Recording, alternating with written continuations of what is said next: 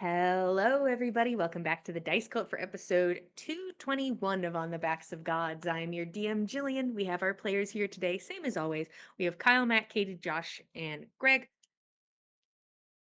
Let's jump into a recap. Currently, our heroes, at some point in their day, were in Skull City, which is, as it explains itself to be, a city inside of a gigantic skull. Uh, some of you are still here, some of you are not, as the party has split off to go do its own fun little ventures after completing a task for an employer that you had for exactly one mission, and then said, "Hey, I actually don't want to work with you anymore. I hope that's chill. I hope we can still be acquaintances. Thank you." Uh, and basically was like, "Thank you for completing your contract," of just word of mouth talking to me about this job.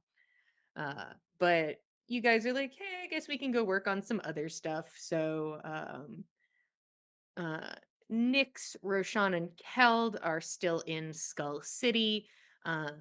We're having a little interaction where they did talk to this boss and kind of get information on why he did not want to work with them, which was that he could not trust them. Uh, Mostly because half of the party's affiliation with Ave. So he's like, "Hey, listen, there's too much Ave going on for me right now. It's a lot. So I think it's best if we just shake hands and part ways." Um, Maybe that does not sit well with some people, and maybe it sits better with others. But you all leave that conversation.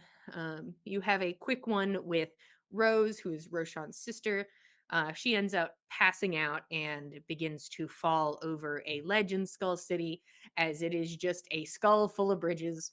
And isn't that what the brain is anyways?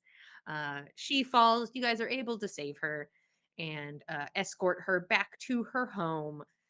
And Roshan's like, "I'm gonna go dancing because you aren't being forthright with me." um, After she's looking very obviously, I think, delirious, she's like, "Okay, I don't know what you want from me right now." And it all kind of, I think, sinks in for Rose after Roshan leaves, and she just falls onto the floor crying. And Nyx and Keld had already bulldozed their way into her home to make sure she was okay, and held her while she cried, and ended up talking to her about what's going on. The reason she gave that she's even really talking to you, or why she even was talking to Nyx that much back in Dem Woods, was because she does not care about what you think. She does not care about your opinions of her and what she's doing.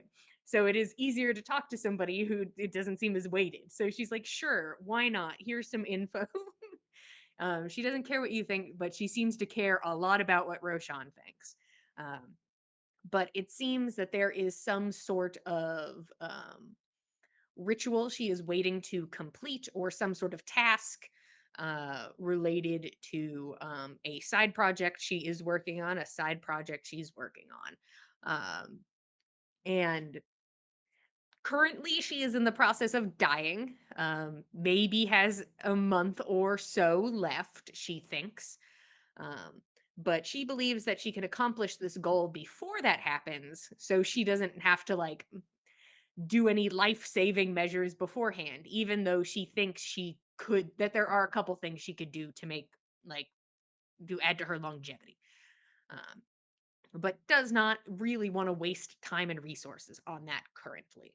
Uh, Also, she says she's been keeping Roshan kind of at an arm's length because she's worried if Roshan has enough time to think about the things he needs to do, he won't do them. And then realizes after saying it out loud how fucked up that kind of is. So she's like, maybe I'll dwell on that and tell him some things. I'll see how I'm feeling. Nyx then gives some info that she has some dirt on Dagwood, and wants to tell Sindri about it. And Rose is like, "You do whatever the fuck you want. I'm not the boss of you. Um, I think you should think about it, but you know what? I'm not going to tell you what to do." And Nyx says, hell yeah. And Nyx leaves this conversation to go do something. She has a pretty short walk to decide what she's doing. But Keld stays behind and cooks her dinner. Um, she sits in the living room by herself for a moment, but then she goes and joins you in the kitchen for cooking. Hi, Grouch Couch. Uh, I wasn't looking. I was talking about last session. I was bibsy. Uh, but then we have Fen and Nana who flew across the continent to Jarlsbecker to go see Corrine, who is sort of Fen's lady friend. It's a thing that doesn't have labels currently, but Situationship? Question mark. certainly a situationship of sorts. Uh, but you all went there so that Fen could ask her out on a proper date. And after being a bit upset, nobody has spoken to her for about a month. And the first message she gets is about asking for something.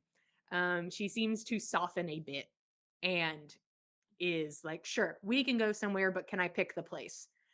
She ends up taking you to a teleportation circle along with Nana and Rex and whisks you off to Hell, which is an island right off the coast of the continent. Uh, Beautiful beaches, warm weather, very close to a incredibly snowy continent. But you know, if you need a good vacation, maybe Hell's a good choice. So you three, so Fen, Nana, and Rex. Nana's newest companion is hanging out at the beach, and I think that's where we're going to start after Corrine has opened up this large bag after revealing her own sort of bright red bikini setup with a sheer black skirt around her waist. Um, she puts down this bag so that people, like mostly Nana and Rex at this moment, can grab an outfit out of it as she brought bathing suits for everybody as she kind of braids her hair to put it back and out of the way. It is warm here. It is toasty. The sun is on its way downwards, but it is still a warm day. Um, Nana and Rex are very, very quickly made aware of the situation that uh, the outfits they are provided are very revealing. It is definitely like a small bikini setup, and Rex is in this situation where he is either given a pair of shorts that are too big or kind of more of a Speedo scenario that's a little too small. And he kind of just takes both and is like, I will figure this out at some point and decide what I must do. There seems to be like little areas where one could change or get away from the sun if so inclined. Rex ends up picking the Speedo. After being in there for a long while, he's like, fuck it. We stand a confident king. Man's confident. He has nothing to be not confident about. He's fine. If it's a This little man bit is small, it's alright. Just means it's not going anywhere. the man is an adventurer. His body looks fine. Hasn't been as venturing as aggressively as all of you have, but you know, he still has the body to speak for it. So Nana and Rex, you are immediately left by Corrine and Fen, who she had extended her arm to Fen, and it was taken immediately. And they begin to walk down the beach. Um, Corrine is just kind of casually talking about how beautiful the space is, and like pointing out at the ocean where you can see like these jagged outlines of rocky outcropping like on the horizon line, and some places just like a little bit closer, but it just looks like terrible teeth jutting out of the ocean at every angle. It's really beautiful here, uh, and very serene. There's not a lot of people here currently, and you can see that Corrine is currently leading you towards what looks like a very nice little maybe cabana situation, just a nice little sort of straw building. Looks very simple, has tables outside of it, looks like it's probably a place to eat, but you are currently on your walk there. Uh, Anything on your walk, or are you just taking in the surroundings? I think Fenn's mostly just awestruck by this place that he's never been to before, and he'll, Mhm. you know, make some small talk about that. And this is not where I anticipated this evening going. This is wonderful. It's just strange. Never have I ever been to a place like this before. I've been to the far west coast. I've crossed the Hammer. Never seen anything like this, or been to a place quite so warm. Mm. It it is nice to be able to get away from the constant cold. And she smiles a bit. It's been a strange day. Got fired right before I headed off to come see you, honestly. By a man who I didn't think would be working for in the first place. A Hmm. strange individual. How interesting. Was that what was taking up most of your time this month? Um, that was a portion of it.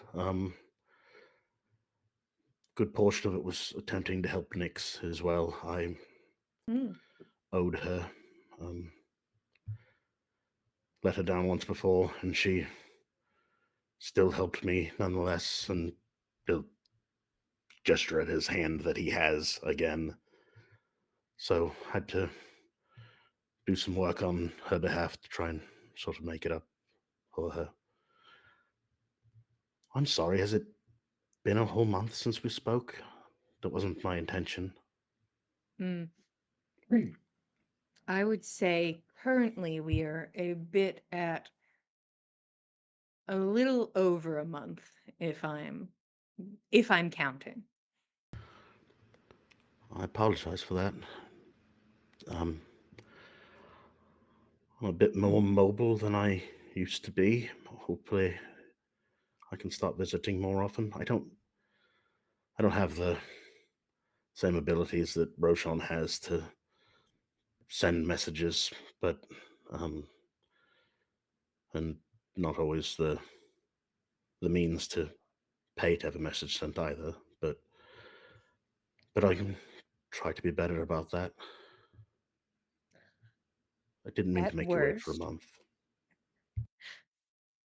at worst, I suppose you could send me a letter, or I suppose if there's a day where you are not relying heavily on magic, somebody could shoot me a quick hello. Also, if you need access to teleportation circles, that is something that can be arranged.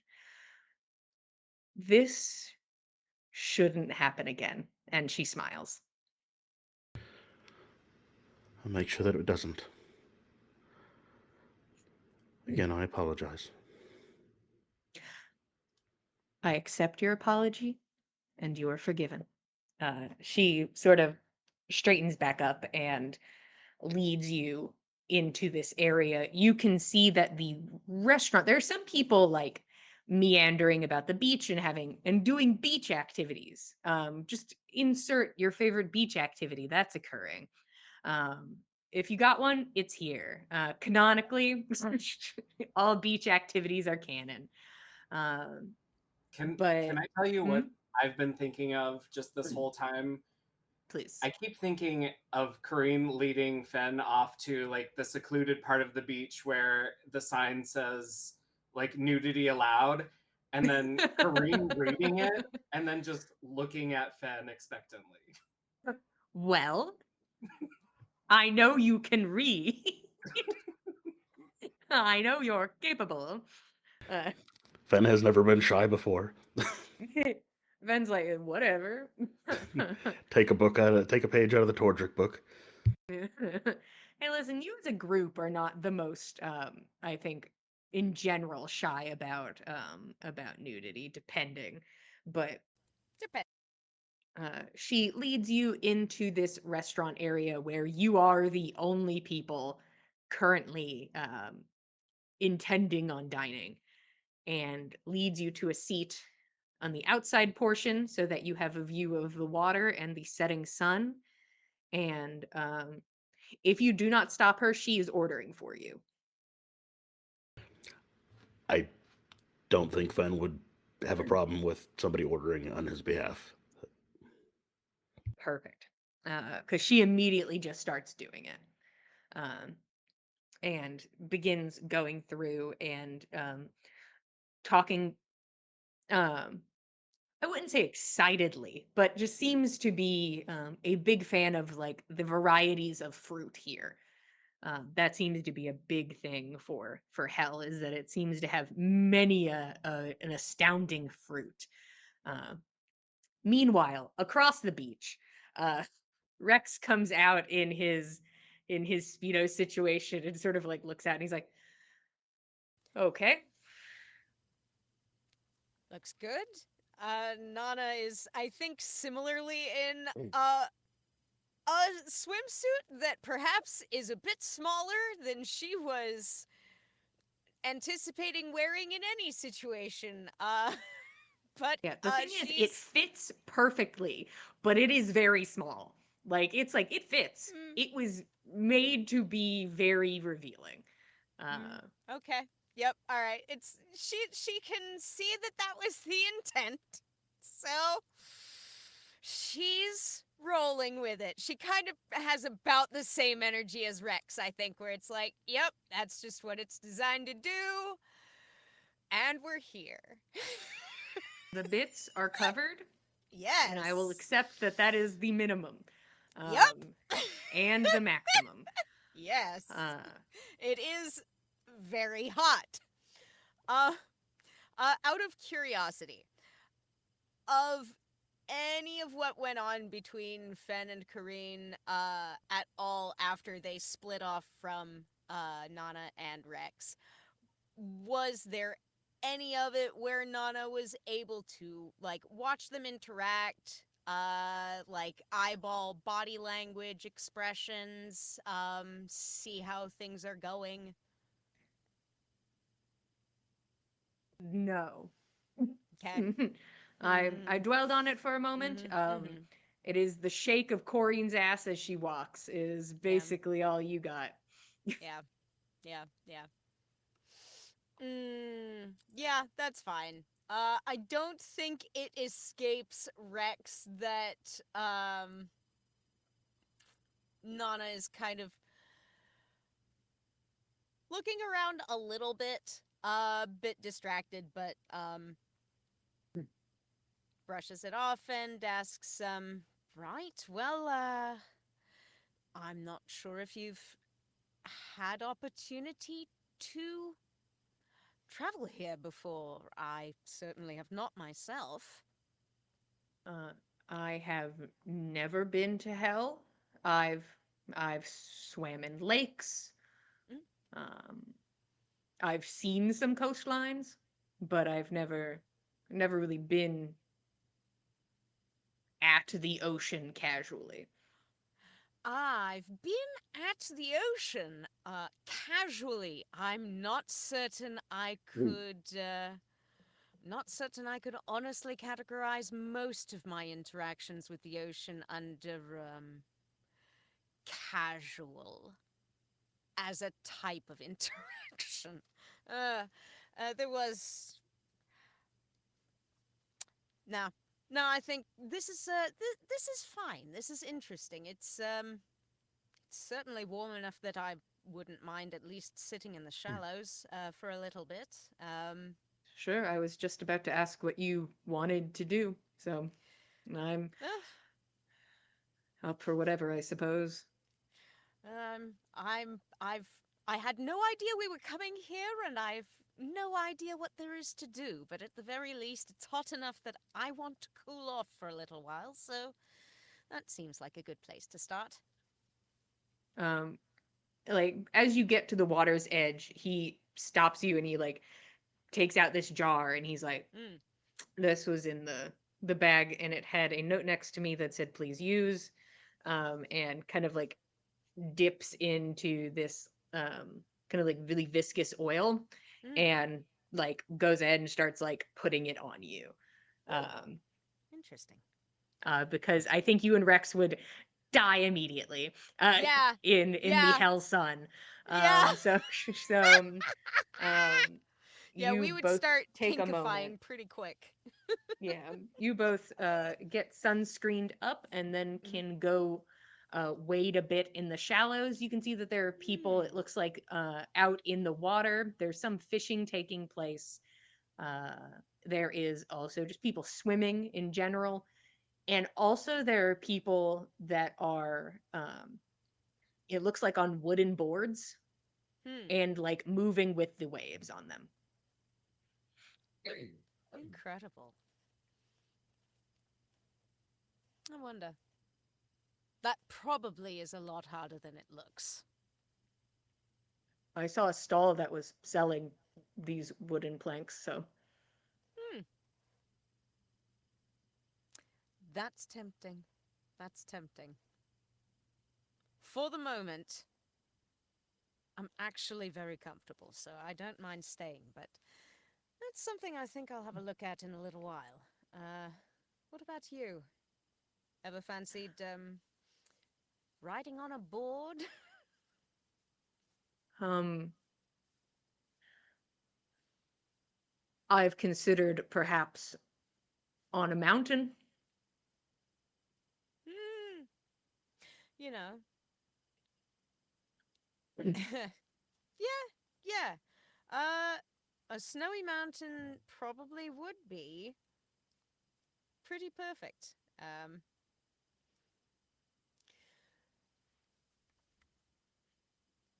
Hmm. Uh, sorry. Yeah. I think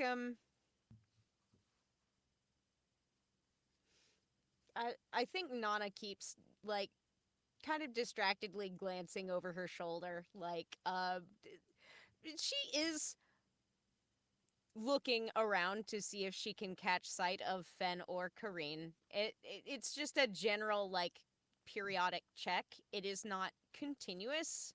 It's maybe every few minutes, but she is vibing but also like kind of head on a swivel, not quite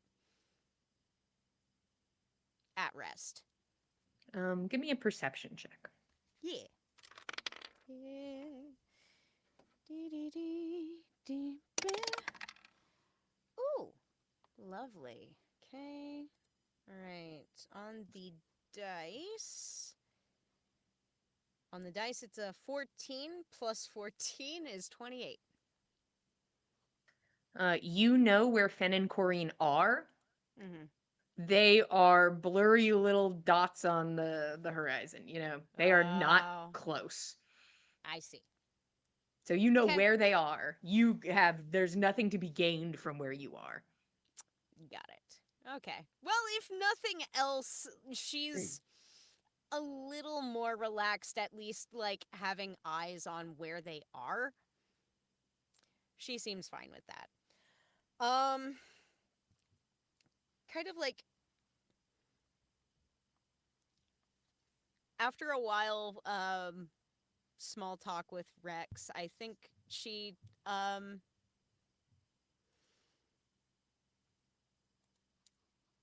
looks askance at Rex and asks,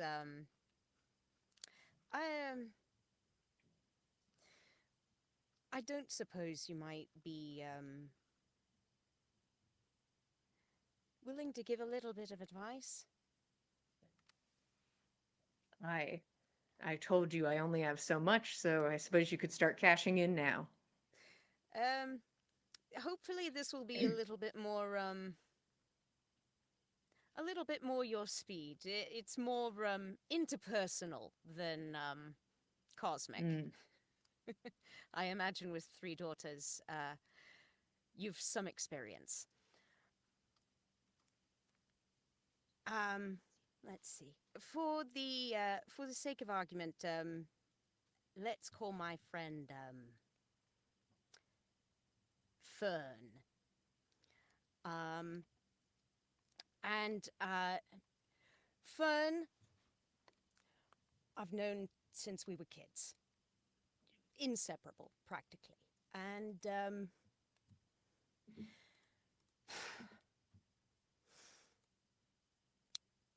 Fern means the world to me. And when Fern's fiance passed away, it rocked Fern so much that I was afraid I might lose my friend. And maybe that made me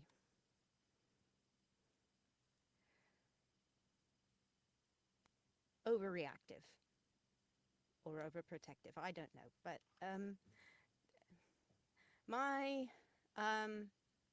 my concern recently is that Fern seems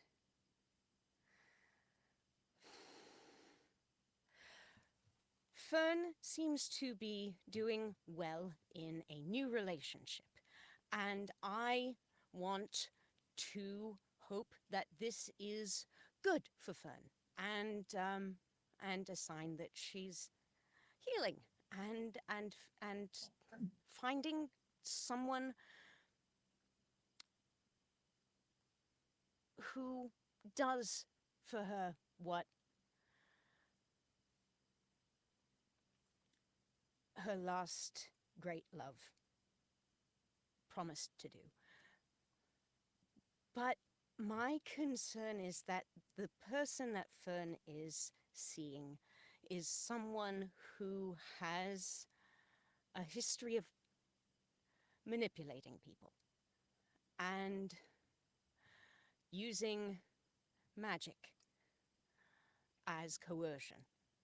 And I have reason to believe that this person had Fern do things that Fern would not have done otherwise. And this was an isolated incident, and I feel very strongly, I could swear to having seen signs of it happening. I know that Fern was under some kind of an enchantment at the time, and the timing, Fern coming across this new wonderful person who made her so happy.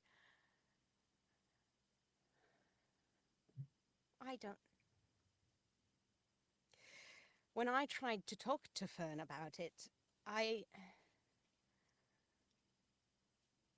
maybe Fern thought I was jealous. I don't know. I was upset. I tried to tell her my concerns and she brushed me off. Refused, point blank, to believe me, like I would just make something like that up whole cloth. And it hurt.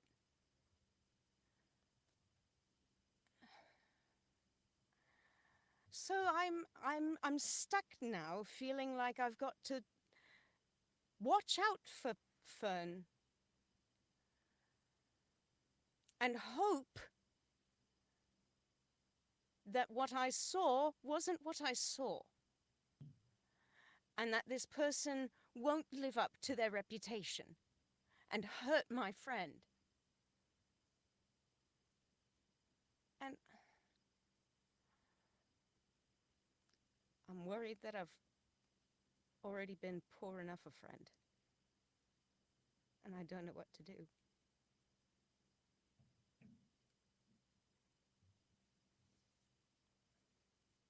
You see Rex glances over very casually in the direction of where Fen and Corrine have gone to enjoy their dinner, and then looks back out at the water. Nana tries to look away. This is a flawless plan, a flawless name. Yes. Nobody Super will catch flawless. on. Nobody. I'm not sure there's much I can say to help, but I can tell you a story, a shared experience, not of the one you have currently, but just a story of my own. I'm glad to listen. You've certainly listened to mine. My eldest daughter loves climbing trees. Always has. Ever since she was young. And there's there's a fear that comes with that, of course. You can't have eyes on them 24/7. Uh, and she's always up on something. And if it isn't a tree, it is something else. But more likely than not, it is a tree. And one day while she was climbing, a branch snapped and she fell. She ended up uh, breaking her wrist, and she was afraid of climbing trees. So she stayed on the ground for a long while, and I I realized that through her that I became afraid of climbing trees. More so, I became afraid of her climbing trees, even though for me it wasn't as big of a worry. It was always something in the back of my head, something could go wrong, but then it became something at the front of my mind. I know something can go wrong. She knows something can go wrong. And she heals just fine, doesn't climb trees. And one day we are at a park, and there is what I must only assume is the most irresistible tree that my daughter has ever seen. And to my horror, she is climbing this tree. And there is no reservation in her, but the amount that I had, the fear that I had with her climbing this tree, was reflected nowhere on her face. And I wanted to tell her she couldn't. There was a part of me that wanted her to stop because a tree had hurt her before. She had fallen from a tree before. I had seen what happens when you are hurt in this way, specifically with her. And I realized that the problem was my own at that point. She had overcome that part, that fear. And I hadn't. And so far, since then, she has yet to fall more than scrape a knee or get a splinter from a tree. But I know what could happen. I know she hasn't forgotten. I've heard her speak about it before. But I can't stop her. And I don't plan to. The only thing I wish I could do is talk to the tree and ask it not to hurt her.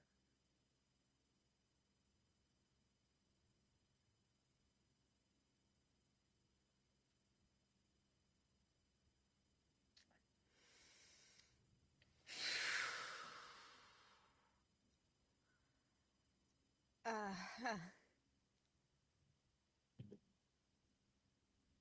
I appreciate it.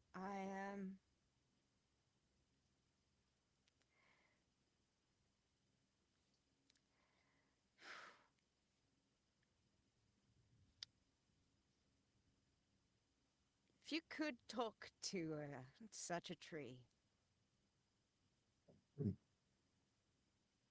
how do you think you'd even be able to tell if you were getting through, or if what you asked meant anything to it?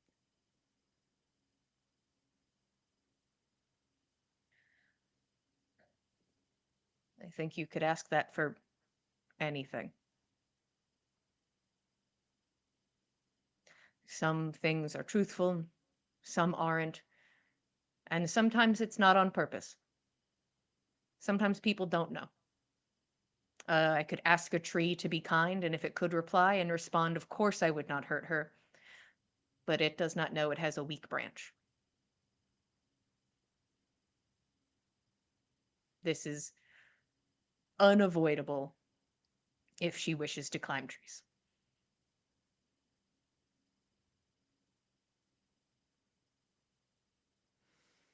Hmm. Well, if climbing trees brings us such joy, then I suppose all one can do is try and make it as safe as you can and let her go. Exactly. Now, I have some coin on my person. Should I go get two of those boards and see if we are as graceful, uh, just naturally, and he'll stand up out of the water. I'll give it a try. You give it a try, I'll give it a try, and we'll see which one of us needs to fish the other of us out of the water. Okay, Rex goes and gives 2 copper pieces to rent 2 boards. How about you go ahead and give me either athletics or acrobatics for both of you at disadvantage for this first All go right. round, Yeah. just to see how your first soiree into boarding goes. I'm excited. This can only end in triumph, I'm sure. Athletics or acrobatics, or did you say one specific? I'll take either. Okay. Funny enough, both of them have it better with acrobatics, so that is what I will go for. It is disadvantage for both.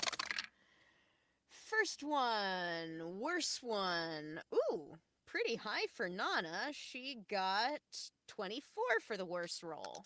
Mm, For Rex, Nat one.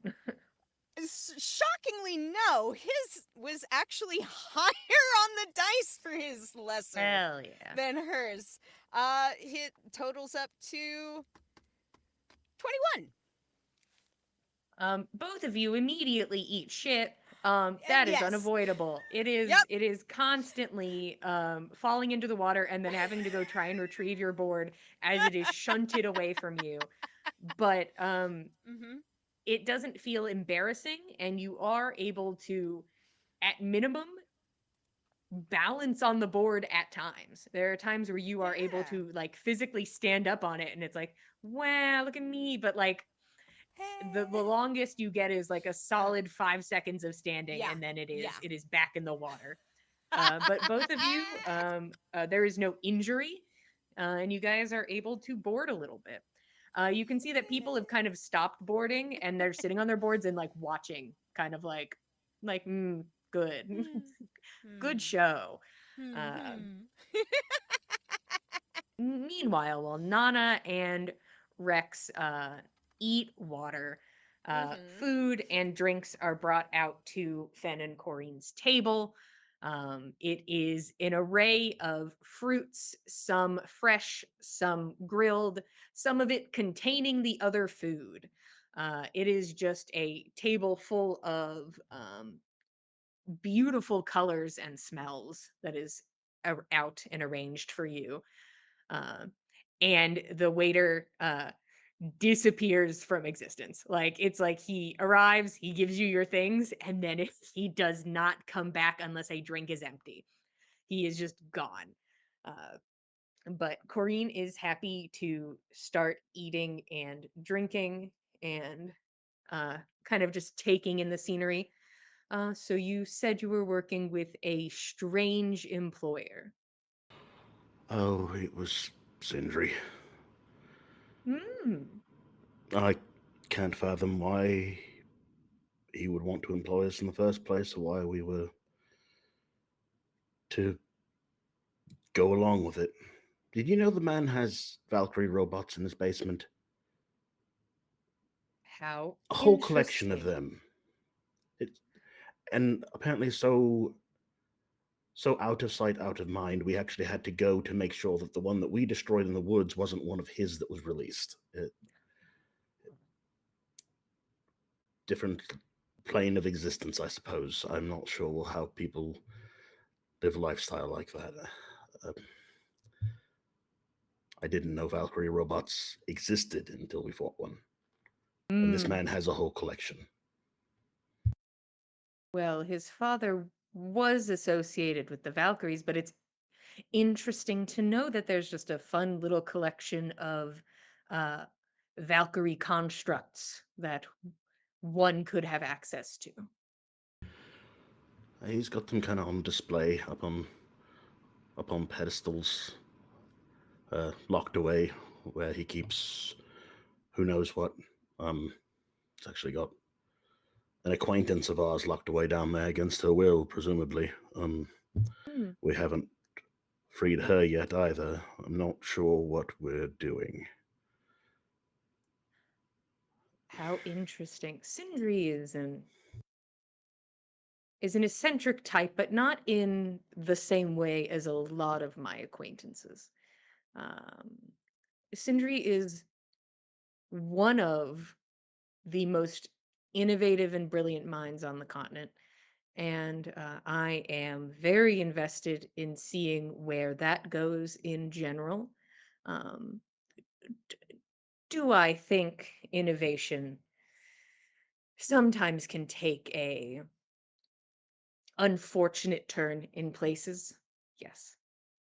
Would I fault you for taking your friend out of this possible hostage situation? No, by all means. Uh, but I suppose figure out if it is one. I don't doubt that Sindri is innovative and even brilliant. Just, and I understand why he'd want to sever his relationship with us. Nana made mm, not the greatest disguise of her disdain for him, which I can't blame her. No, there was a whole combat about it, if I recall. She never kind of wiped that look off her face either, even when we were working with Mm, him. mm. She can hold a sort of grudge. He Oh, killed her. interesting. He killed her brother. I apologize if she's cold with you. Maybe she remembers that you tried to kill us as well. Mm, that would be a hard thing to forget, I think. And she smiles a little. I'm hoping we've moved past that. Um, Uh, I most certainly at this time have no intention of killing you or any of your friends. Um,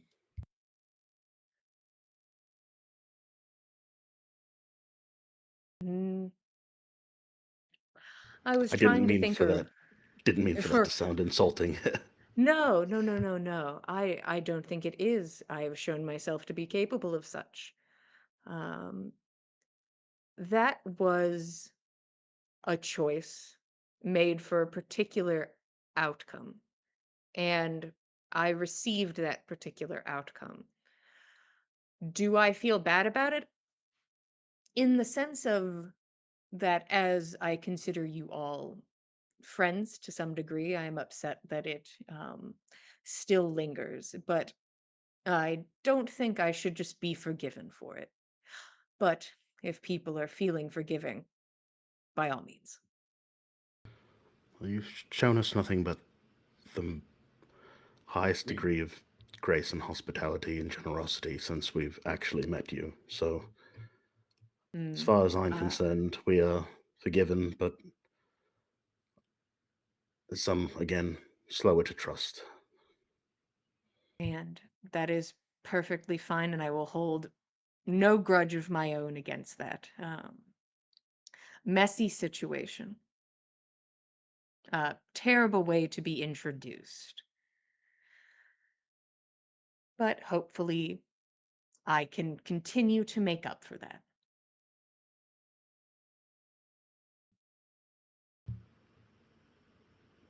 So your name wasn't mentioned when your folks attempted to kill our friend. Referred to as the happy married couple, and you're Hmm. married and have a husband, and I've seen him. How is it you Yes, I've come to be seen him here? too. How is it you come to be here with me?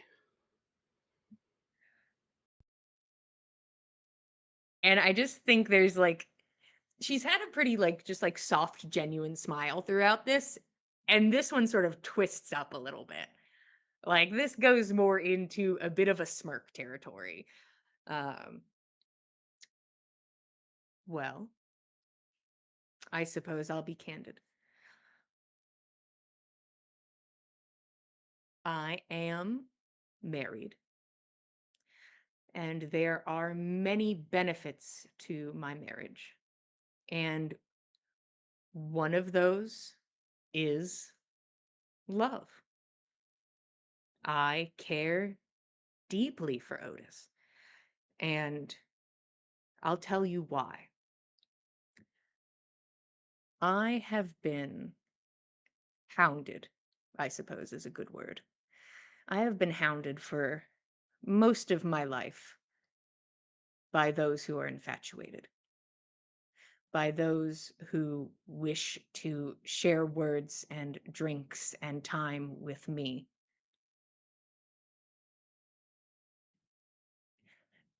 And it's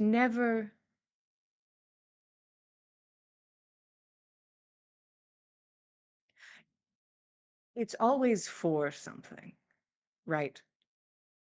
It's they want the validation of a beautiful woman.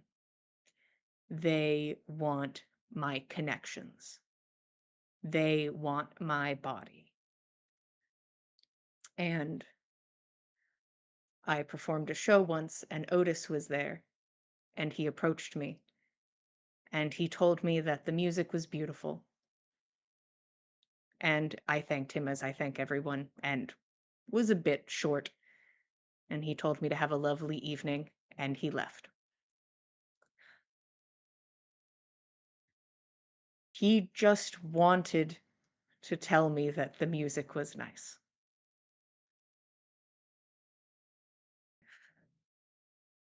And what a kind thing to not want anything from me. And he is still that man. And I love him dearly for it. And I see true kindness in you in a very similar way. I see you as giving, and do we keep finding ourselves in situations where I provide? Yes. But I have set myself up in a bit of a provider role.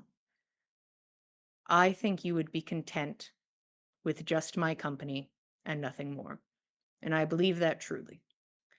And that is something that draws me to people. That, and sometimes it's the looks in their eyes. Sometimes I cannot stand the company of people who have not lived, right? Who have not felt. There are people that go their whole lives without knowing sorrow, without actually feeling. And, and that's something I can read on a face quite clearly. And yes, I have a husband, but that is not where my relationships end. We are quite comfortable having other partners, whether they are just for their bodies or their hearts, uh, fulfilling different needs, as it were. There is no jealousy from us. not in that. But does that explain things? I believe so. Just it's just so different from where I come from that you would have not only the choice of who to be with, but to be with multiple people. It's just not the way things were done where I was raised. And not to say that one is right or wrong. It was never assumed in my life that I would ever choose the person that I would be with. It was to be arranged as a deal between our parents, and I felt I was the luckiest person in the world because the person who I was arranged to marry was someone who I did genuinely love and then lost.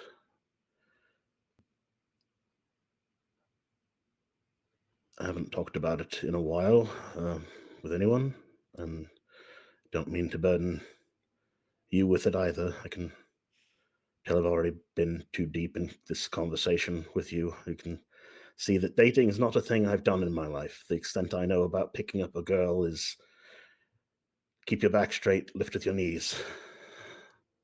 Uh, But Big smile across the face, and like a soft chuckle. As much as I would love to be lifted, and I'm sure we can discuss your technique later, um, let me tell you, I am fine for the rest of our date. Never discussing the sunset, or the smell of the water and sand, or how lovely the sun feels on our skin. I will talk to you about your deepest sorrows until it is dark. And I will talk to you about your greatest victories until the sun rises. That's where I stand. I'm just glad that it's you that I'm talking to. She smiles. Mm, Light in the mood Finn will be like, and what is this? And they'll point at whatever fruit or seafood or whatever is on the. mm. So this is a pineapple. And she will go into discussing different fruit with you. I also had a thought earlier that was very funny to me. Is this is how we learned that Fen is allergic to coconut? Is through this, Oh no! but that was just a funny little side thought I had. Not canon. All right, evens or odds? Even. Uh-oh! Even. There's a 12, so I guess Fenn's allergic to coconut. Oh no! Oh, we'll see how it goes. If you like Oh, pina no. colada. I'm gonna roll a luck check to see if we got coconuts in this meal. Oh no! We're looking for high numbers over here, boys. High numbers, boys. Come on. Man, there's a good amount of coconut in this meal. Oh no! As God! I will say that Fen is not deathly allergic to coconut, but does get a bit of a full lip situation. He's like, my throat's a little itchy, and pineapples and coconuts a little spicy, which is interesting. I didn't know it was gonna be so spicy. Uh, but gets just like a really good set of lips for the rest of this date and a bit of a scratchy throat. But Corrine views that for a moment, and also during this conversation, like views you deeply. Like this is probably the most perceived you maybe have ever been. She is perceiving you. She is taking you in every second of this encounter. There is the only time to look away is if something is being gestured to or um, or you note something. But it is eyes on you the whole time, baby. Well, Fenn is very good at hiding physically, but as far as Mm, like his emotions or intentionalities, he's not very good at hiding whatsoever. So if mm, she's perceiving, she's getting whatever the fuck she's after. So yeah. Um, Could you roll insight for me? I'm not going to insight against you. I'm just going to know everything. It's a dirty 20. Ooh, okay. It seems like there are points during the conversation, mostly around the parts where you're talking about like your first kind of meetings, that those kind of topics, where she seems to be looking for something, trying to pick up on something.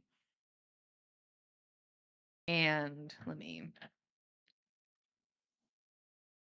yeah, it seems like she is looking for something during those topics.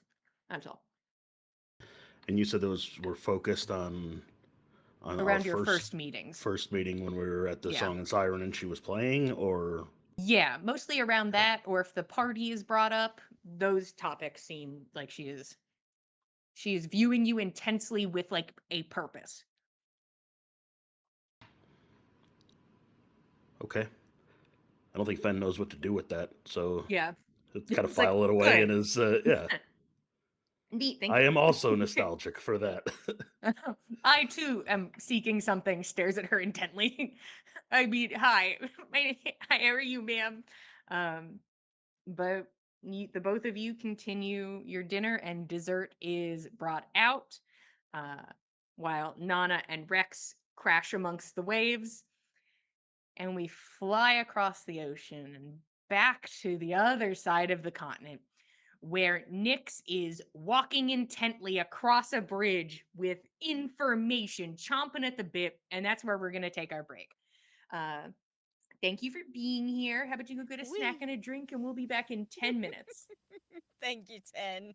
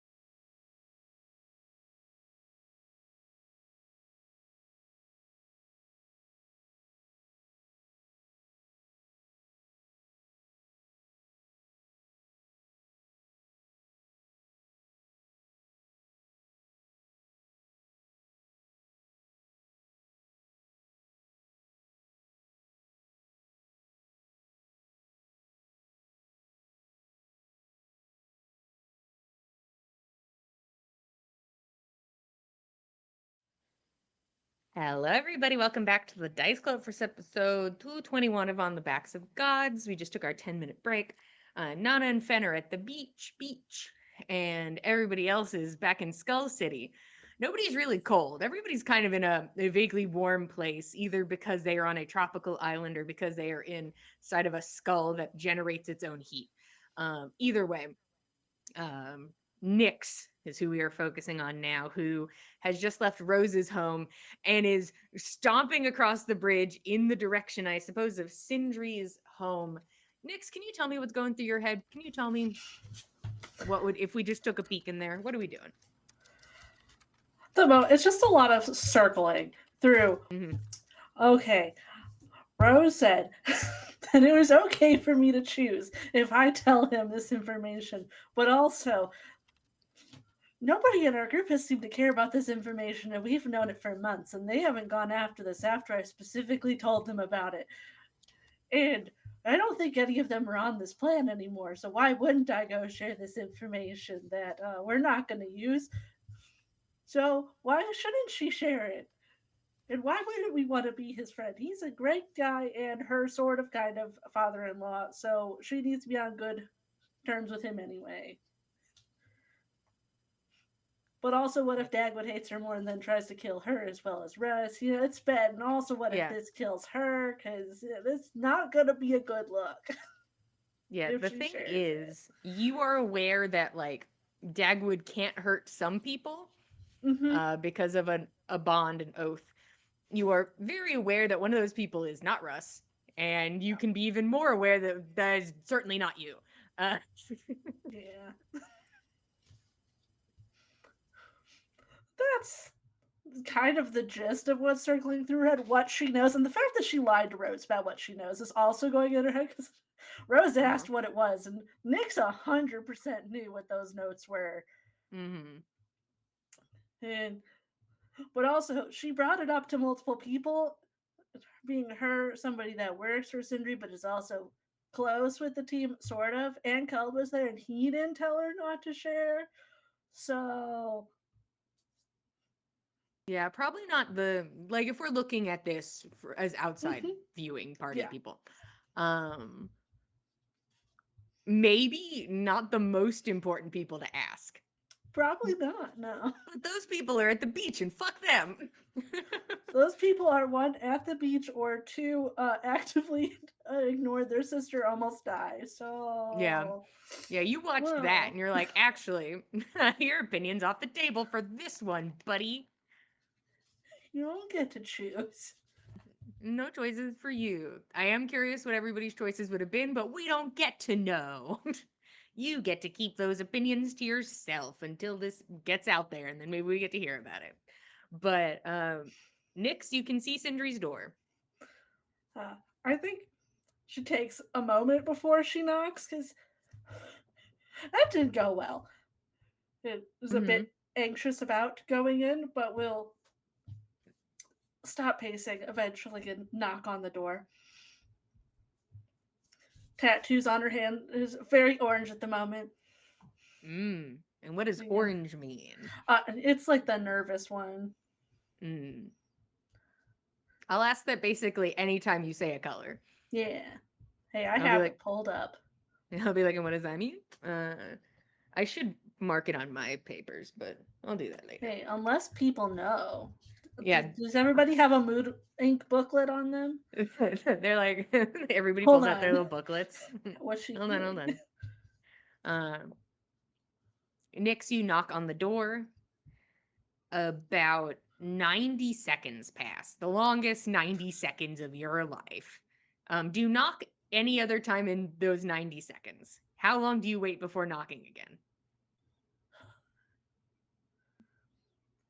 90 seconds is a long time. It is.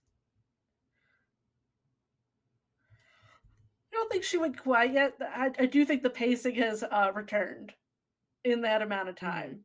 In the do I knock again? And would be actively doing that. Okay. The door opens and Russ is looking at you. Hey babe, how are you doing? Are you okay? And his brow kind of furrows. I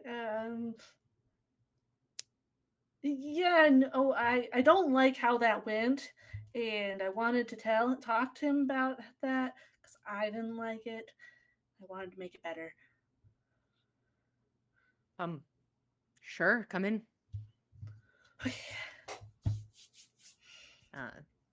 He closes the door behind you and kind of walks back with you to the main room, where Sindri is sitting on a chair and Gungnir, this beautiful golden spear, is laid out like on this coffee table in front of him, and he's just sort of like, kind of like facing his hands a little bit, kind of like rubbing at the temples, and then like looks up and seems shocked you're there. And then Russ kind of is like, kind of gives like a like he's not going to turn his wife away at the door. We'll find the balance in between both of y'all at some point, but There needs to be a separate sitting room that they can send her to. yeah, it's like, all right, there's a waiting room. This is Nyx's chair. She gets to go there when she comes in, and we can figure out everything from there. Nyx, hello. I'm sorry I wasn't expecting you back. Sorry. Well, looks like you're kind of busy. He I can come glances at the back. It's spear. okay. No, it's fine. And he like, it looks like he has to like pull his eyes away from it. It is very distracting. I understand.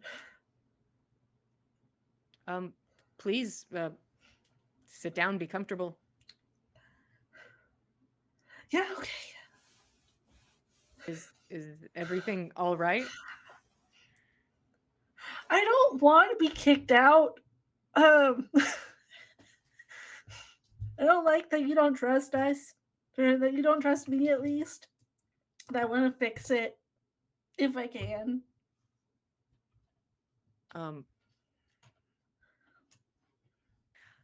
I'm sorry that I was so, I suppose, general with what I was saying. I won't lie, there is some distrust that I feel for you. We have not had much time to get to know each other. I trust you more than the rest, as you are Russ's companion, but there is still your association with your current group, where I could see there being difficulties in where you must draw lines in loyalty.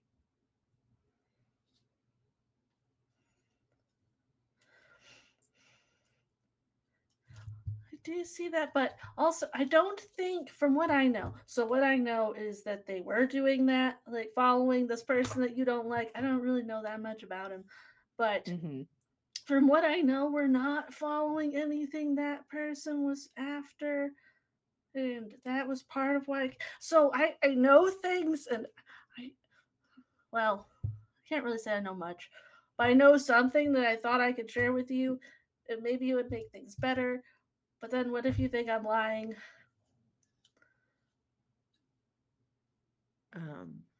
I suppose there's only one way to find out.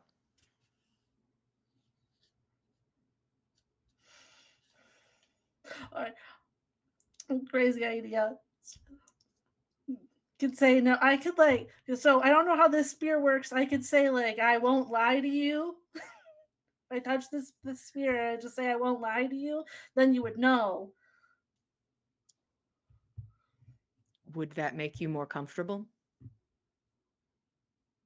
She's gonna just do it. Slap her hand down on the spear. Well, one second. We both have to be. I have to be wielding it. So take your hand off and put it back on. I don't know how it works. Nyx, give me a wisdom saving throw.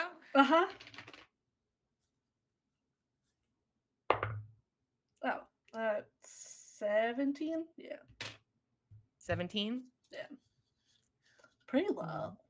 when you touch the spear, there is a surge of energy that you feel that kind of like moves through your body, almost like a soft electricity moving through your veins. And you feel like this static in your body move to your mind. And that's when you pull your hand away.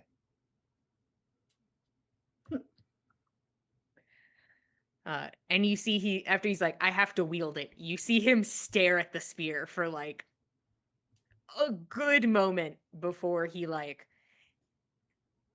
goes and like grabs it and picks it up and kind of presents it like kind of over you. Presents it over you.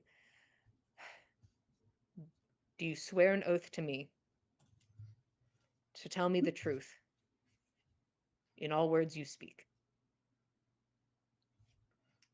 Yes. Um, I swear.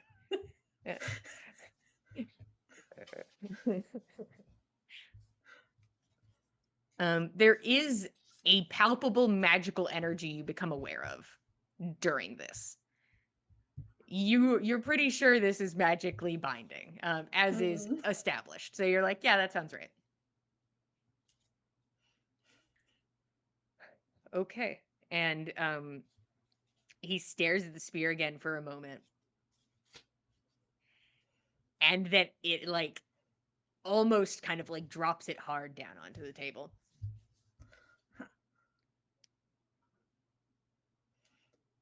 He actually relaxes immediately after it has done this. Okay, that's good. Now you'll know. It's better. Okay, So- tell me what you wanted to tell me. I don't really like Dagwood. I don't know if she's a friend, so I feel a little bad sharing this, but not that bad. Mm-hmm. But okay, so when I first met this group, we thought she was kidnapped and like needed to be Mhm. saved, and so I have the ability to like spy on people, and so I did that, and saw her when she was in the dungeon. I don't know, a cage type situation behind a locked door. Her and Morden. It was a very messy table, and when no one else was in the room, she pulled out this magic. Well, Morden pulled out this piece of paper from his shirt in this little hidden pocket, and she did some magic to make some words appear that I couldn't read. I think it's written in some kind of code, because I feel like everything's written in a code with these people.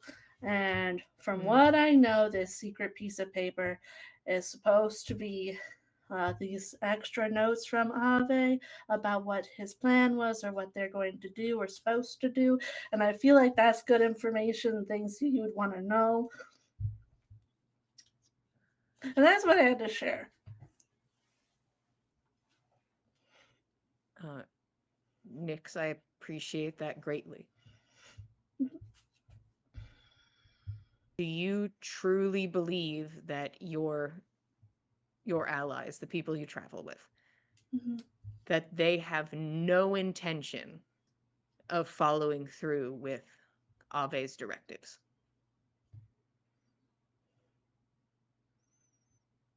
Well, when we first met them, they said that their plan was to follow through with what he was planning, but that they didn't like what happened with what they had done, and they were trying to fix that. So I haven't asked them specifically to know for sure, but from what I know, his plan is to get rid of everything corrupted. If I understood correctly, and I don't see that being something that they would want, because that would ruin everything here, right? If corruption were removed from the continent in its entirety, which I can't even begin to imagine how that could be accomplished. I don't know. Skull City would certainly be put back quite a many years. It would probably take a good amount of time for the city itself to resettle. Do I think it would be ruin? No. Do I think I'd be out of a job? Yes, perhaps. And he smiles a little. Hmm. I would trade near anything for there to be no corruption. That would be an astounding thing. I am sure there are many negative drawbacks to that. That is what our soil has always known. Mhm. But in the end, it seems like an all-around good, and I would accept having to build this city back up from scratch again if I thought there was some way of doing that.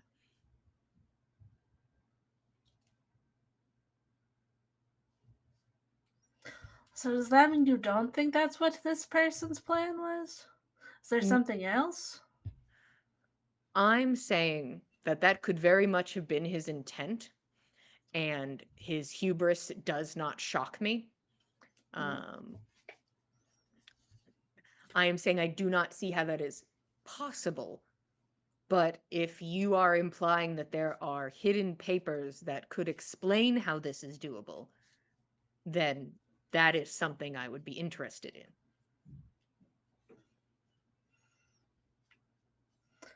in. I don't know all of the specifics, but that is what Roshan said when I saw it. He was like, "Oh, those were supposed to be for us from when they did this ritual on him forever ago, and it was supposed to be like the next step."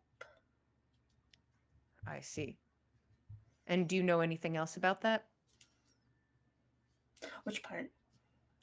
Any of these rituals or next steps? I'm trying to remember. If I know. The because fuck do I know? I know everything. I know all Yeah. of it.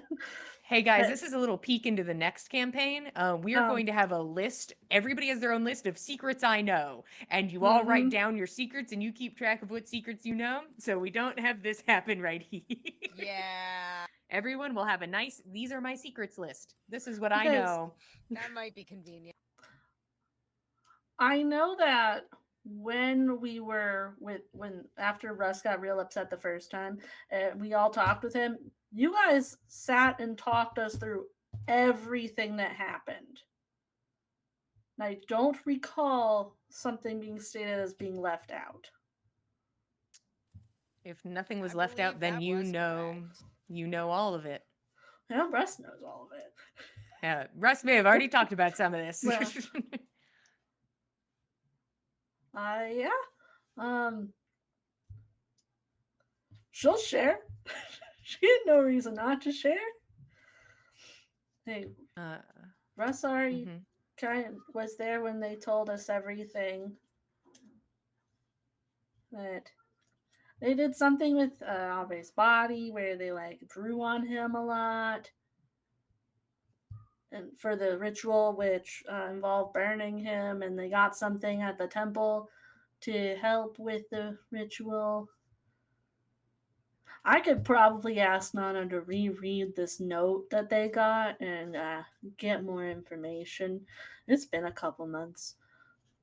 That would be very helpful. Do you believe that Ave is dead? From what I know, he is.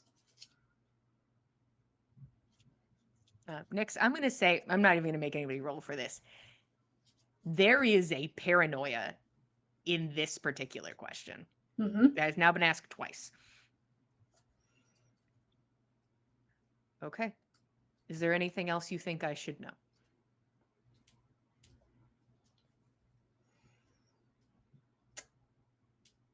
I can't think of anything.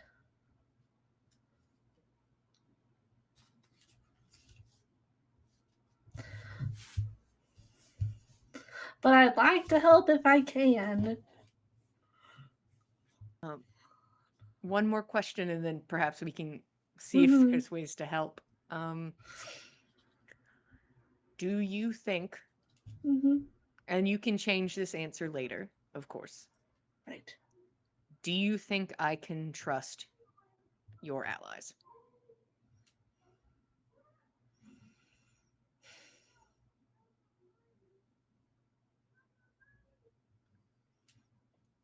Well, I would trust Keld for sure. I don't think Fen knows how to lie either. He's kind of like me. So if Fen says something, he's probably not lying.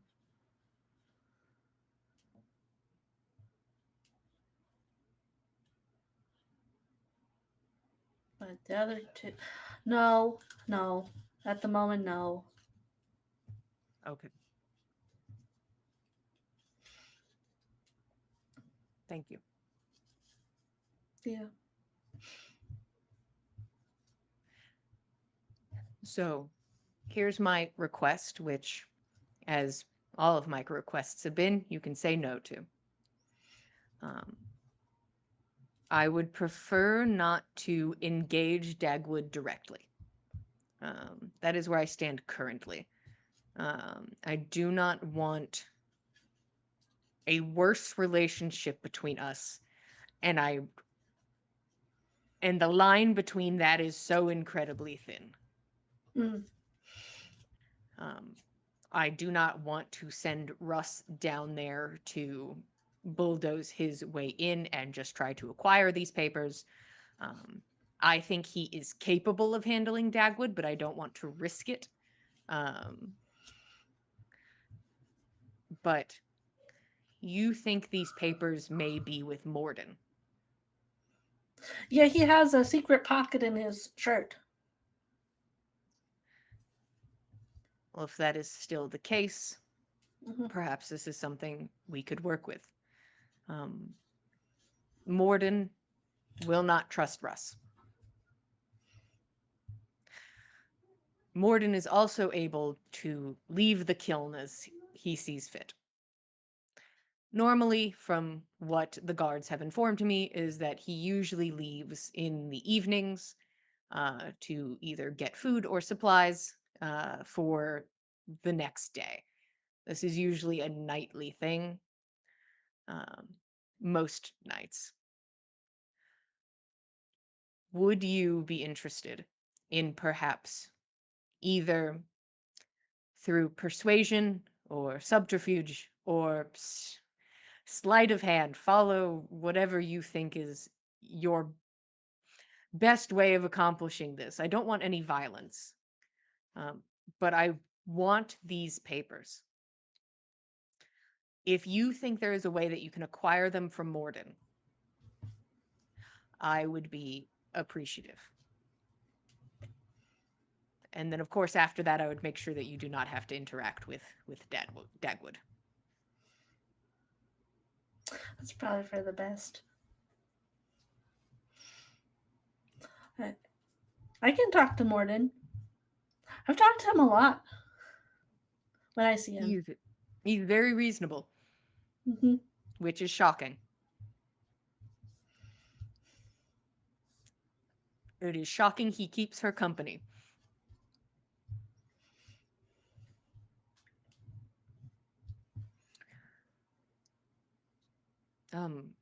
I appreciate this.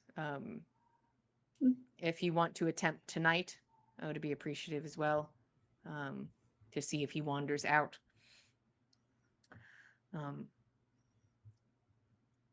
Do you think I should trust Rose? That's how I feel about it sometimes. She made a comment when we left, and I couldn't tell if she was serious about. Like, she was like, it's like he doesn't trust me, and it wasn't sure if it was because he shouldn't, or it was just her being like, that's really funny because we've worked together for so long, you know? Yeah. But she did almost die like an hour ago, so maybe she almost fell off of one of the bridges, but we caught her. Did she trip? Home. What happened? Squid, you know all of like what's going on with her, right? I don't have to go through all those details. I know she is sick and Okay, it's really sick okay. and passed out from it. I see. Uh Thank you for telling me that. Hmm. And she doesn't want my help. That sounds about right. So I have another one of those wishes, and she didn't want it. You have another wish. I already Yes. owe you so much money for one wish. I don't. I haven't figured that out. Oh, right. It's going into the trust fund Hmm. for Goose. Hmm. God, that's guys, the amount of money going into that trust fund for that goose snake is astronomical. Or like hiring somebody that can help train him. I don't know. I'm sure we'll put the money to good use. Um, Thank you, Nix, and I'm sorry if I hurt your feelings earlier. I'm okay now. Okay. Hmm. Well, I suppose let me know if you learn anything else. Um, Right. If I show back up again in a couple hours, I have papers. Perfect.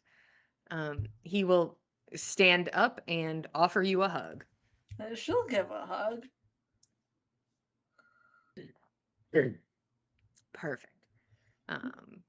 Russ is like, I have to stay here a little bit longer. And I suppose I shouldn't be there for this mission because I truly understand that Morden does not trust me and probably shouldn't. So, Oh, you see, he really should trust me. I saved Dagwood's life at the library, kind of. So mm, I'm the reason she didn't go to jail that day. I think. all right. Just don't interact with Dagwood. Plain and simple. Got it. No more downstairs trips for me. You shouldn't be able to get in there anyway, so let's Okay. just assume you can't. All right. Good luck with your secret mission. That should be fun. Seems fun. And she'll head out on her secret mission. Yeah, he'll give you a kiss goodbye and you head out Mhm. on your mission, trouncing down the skull with intent. Meanwhile, your brother is cooking dinner for Rose inside of her home. Um, Rose is kind of unenthusiastically assisting in the cooking of dinner because she is just aware of things in her kitchen, but not to the extent that somebody who cooks in this kitchen would probably know. So it's kind of like you're like, "Where's this?" And she's like, "I'll start opening drawers." We're looking And together. we're all looking through this kitchen. Keld, what do you think you're able to make with probably the sparse ingredients of Rose's home? Uh, I'm hoping we can find something resembling an onion. There's got to Mm, be a potato or something sitting around. mm. Maybe she has eggs. So I think he's gonna just chop up some vegetables, cook them a little, and then whip up a little omelet situation. Mm. Maybe there's crusty bread for Lucky. Yeah, we'll say we're lucky enough. You can almost manifest any food into this situation. Um,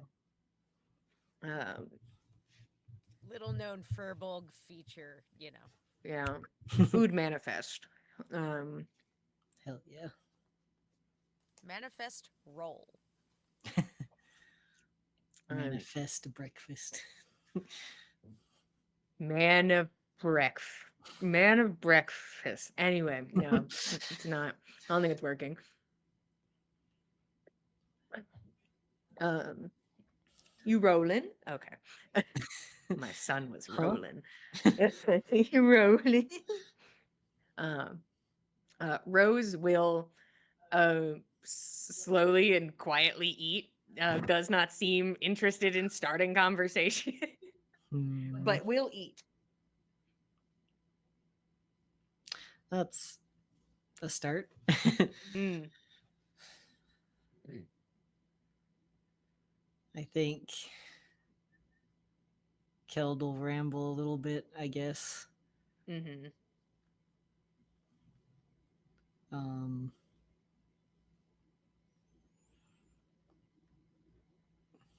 but I think just like mid meal, he'll just kind of blurt, so can you message him? She's like mid chew. Who? Your brother, Rashawn. Oh,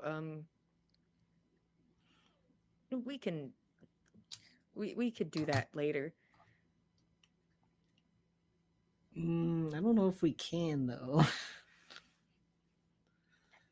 I feel like,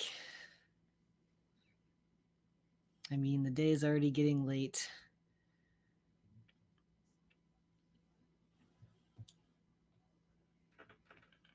Might be easier to grab his attention before things get too exciting at Pink's. Held, would you roll persuasion for me? I'm going to warn you ahead of time. This is a really high DC. Mm, This is kind of like, I'm going to be honest, like Nat 20 territory is mm. kind of what I'm looking for here. So, in your words, you're saying I need a what? A Nat 20. Interesting, interesting. Damn, didn't work this time. Yeah. It seems I'm pretty good at summoning Nat 20s for Greg, but not today. I just have to state that they are necessary. And he's like, bet. But I got a 19. That's, oh, in total? Yeah. Okay. I was going to consider if you had gotten 19 on the dice, but I was like, now hold on. Tell me the outcome. But just a 19 in Come total. on. That's a good Hey, roll you for can me. you can see that is a really good roll for you, and I can appreciate that. You can see that the topic makes Rose uncomfortable, and you are actively creating some guilt that you can see. Um, he doesn't. I don't think he wants to talk to me anyways. So maybe later. Hmm.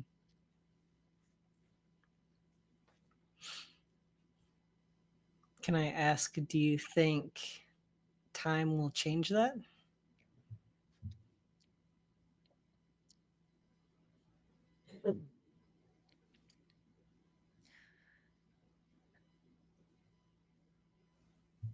I don't know.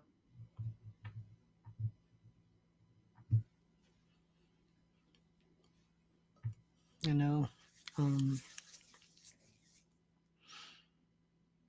I think it's very optimistic to think that time will change a lot of things, right? And that's not always the case. So sometimes you do have to try other things.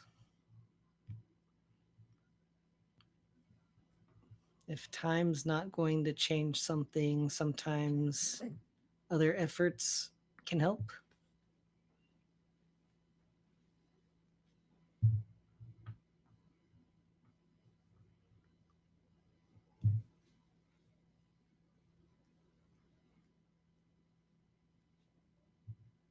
After the way he left me today, it will feel like groveling. And I can't let myself do that. Hmm.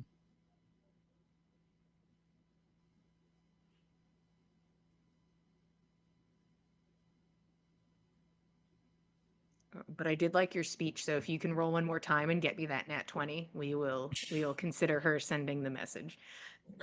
Hmm.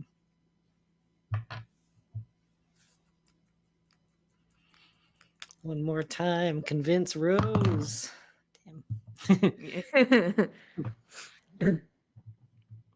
Okay. She seems like she cannot bring herself to bridge that gap at this moment. Fair enough. Keld will get lost in thought. Mm.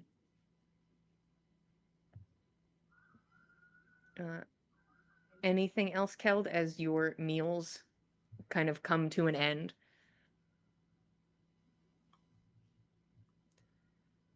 Um,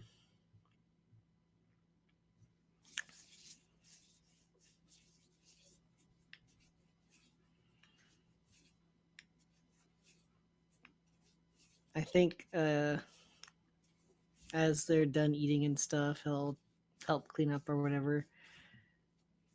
And we'll get to a natural, all right, goodbye. And he will leave debating some things. I think he'll probably head towards Pink's. Okay. You head your way towards Pink's. You make your way inside. Things are bopping. We're currently in the bopping hour of the evening. What does Keld find when he goes in, Roshan? Where's Roshan? What's he up to? How is he clubbing? I think it takes a minute because Roshan is short. Yeah. It helps that Keld is really tall, so Yeah. it's kind of he's like, hold on. But I think eventually Keld sees him bumping and grinding with some rando on the dance floor, fully making out. He's lucky I'm patient. It doesn't seem like it's stopping Keld.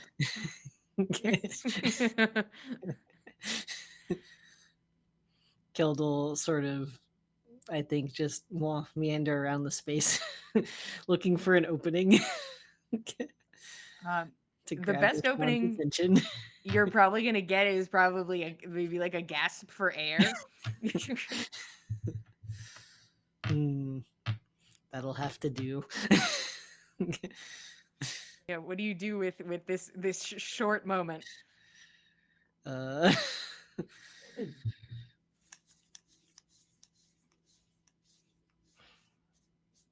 I think he'll just approach Roshan and he'll definitely have a visible sense of urgency.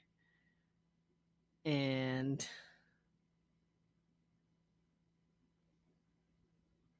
Roshan, I really need you.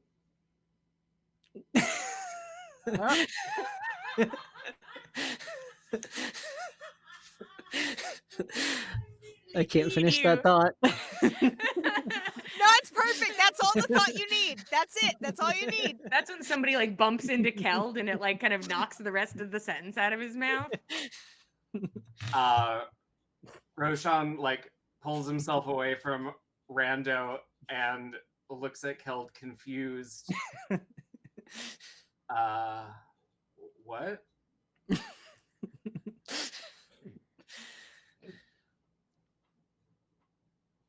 Your sister needs you is what I need to say.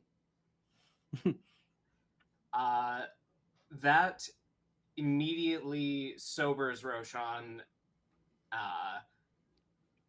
Like the music stops for him. There's no record scratch, but there is in his head. And he looks with urgency, searching Keld's face, and asks, "Is she okay?" Not as okay as I'd like. I think you should come. Yeah. Yeah. And then I think Roshan turns toward the door, and then I think he casts Dimension Door on himself, and disappears in 500 feet toward Rose's apartment. And then if he needs another 500 feet, he'll Dimension Door again, so that he's there as quick as he can. Keld's like, come on, Roshan, follow me. Where'd he go? First off, let me tell you, Keld, you've seen him Dimension Door before with you. You know he is perfectly capable of taking you with him on a Dimension Door. He disappears through this door. Can you tell me what it looks like? What our Dimension Door looks like, Roshan? I think it's only visible from one side, and Mm-hmm. it's like a reflection in a mirror that's there for a moment, and then it disappears into just the tiniest puff of magical smoke. Okay.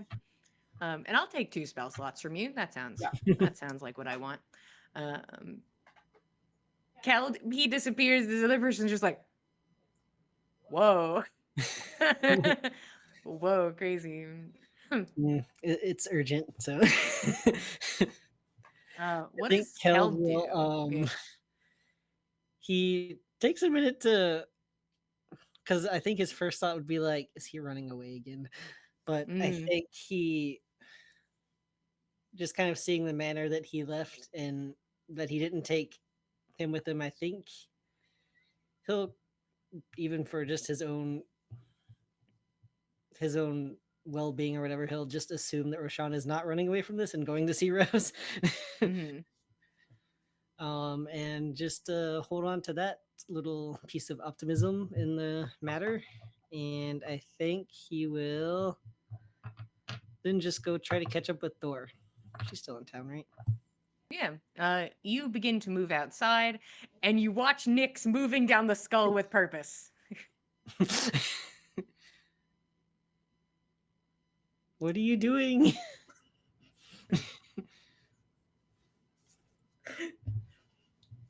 I'm on a mission. Okay.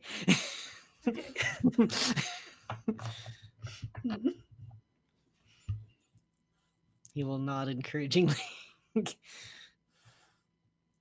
I was like, I've done my part for today. I'm not part of your missions or your Nyx side invite me, convos. so that's her mission. Yeah. Nyx, do you keep moving after you get your nod of approval? And if he's not coming, like she would have stopped to see if he was heading over, but she'll keep going. His mind is elsewhere. Mm. Keld, easy enough if you use the sending on your sending stone to contact Thor, because once again, Thor is in the city. The girls are here. The dogs are out, and you can go party with them. You go back into Pinks. It was really a quick transition. Leave Pinks, go back to Pinks. What do you mean you're here? Just behind you.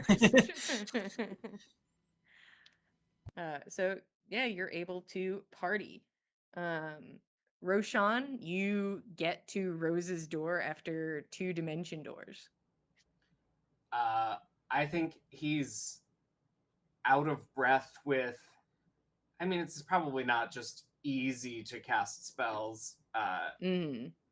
So I think he's out of breath with that and shaking, nervous, like, what's he going to find?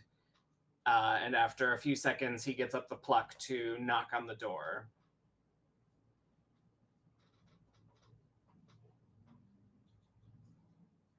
There's a moment, a lull. I think he will count to 20 in his head before trying the handle. The door opens. Rose? Rose is currently sitting on the couch, kind of like head laying back against it. None of her glamour up. Didn't put it back up after having it drop earlier. You can see that it's around 60% of her body that is currently kind of consumed in these markings. She glances over and she's like, "No, that makes sense." And she kind of like laughs to herself a little bit and then like coughs. I think Roshan will go sit by her and just bask in each other's company for a hot minute. And if it seems like she gets emotional at all, he'll pull her into a hug.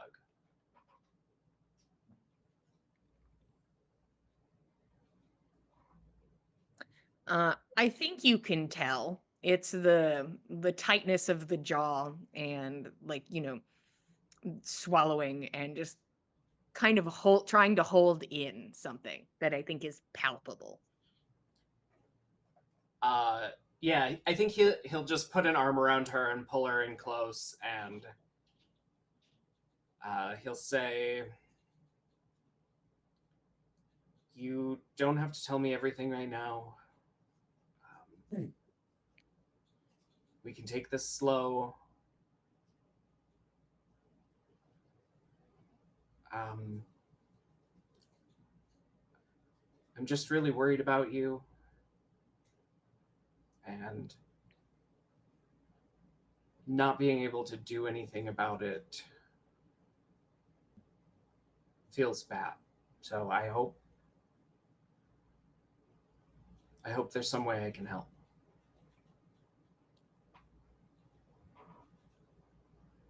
I'll I'll I'll at least tell you what I told them, and maybe you'll understand it better. They just knock information out of you. They just bully it out of you. They're the worst. It it was unpleasant. I had a bad time. I understand.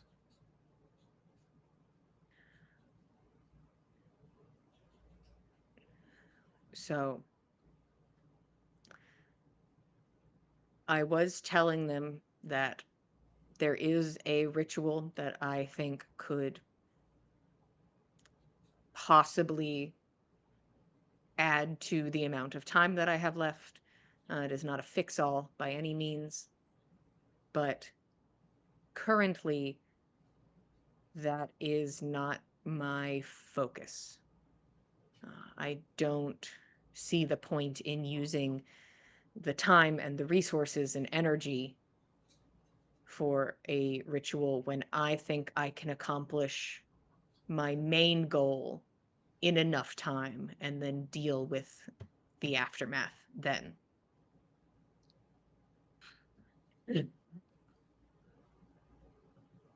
How much time do you need to accomplish what you set out to do?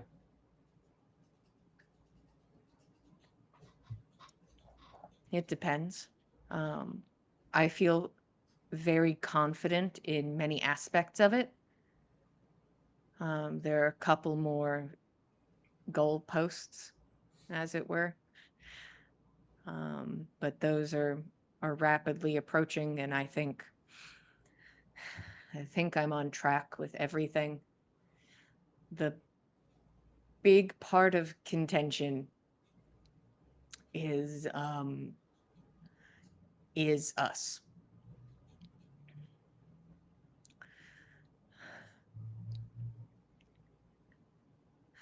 We were made to be vessels, batteries, conduits. We were made of magic. And somebody had intent for that. And we were able to get away. But that doesn't change who we are, right? We still have that potential. And Ave at least is nice enough, caring enough to let us choose. I have chosen to use whatever gift or burden we have been given to help him accomplish his goals, to finish what he started. And I don't know what it's going to do. I don't know if it is going to rip me asunder, or if it is going to make me strong, or if it is just going to make me normal, or just I will drop. But both of us together, we were always meant to be one person, one power source, two batteries. I want you to be there with me. I want you to feel confident and proud to be doing this, because it's not about us, it's about everyone else. And I'm scared you're going to say no. And I'm always going to do this.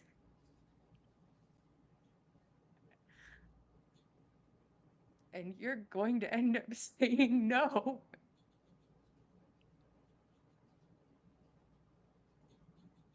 What about it makes you think I'll say no?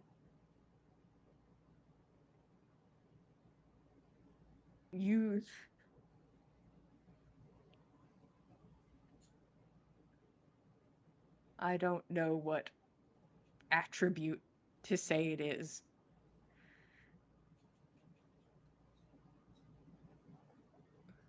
But part of me thinks that you're not ready to die for them. For everyone.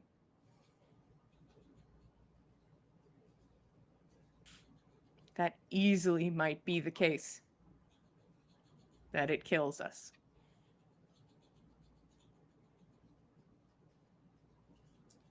I think Roshan goes contemplative for a few seconds and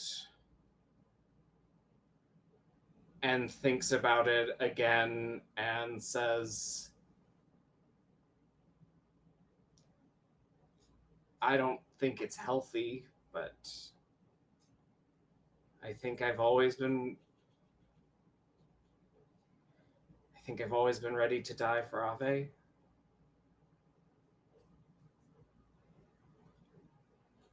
I mean, it was almost certainly a fool's errand to go into the valley with him and watch him die, and so many times along there I've almost been killed. And is it because of him? I don't think I can ever know at this point. But I'm here, and I mean, now that I'm jobless, I don't have anything else going on.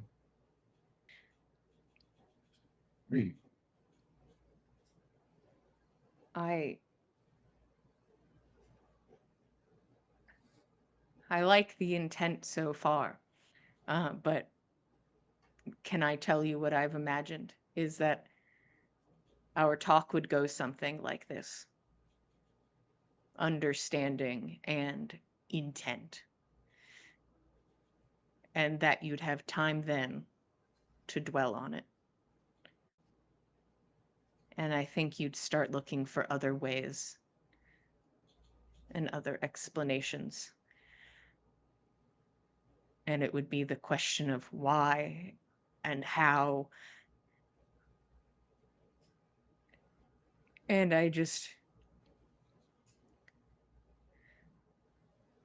I think given enough time, you would falter. And maybe that's cruel of me, or maybe that is the most astute observation I've ever made.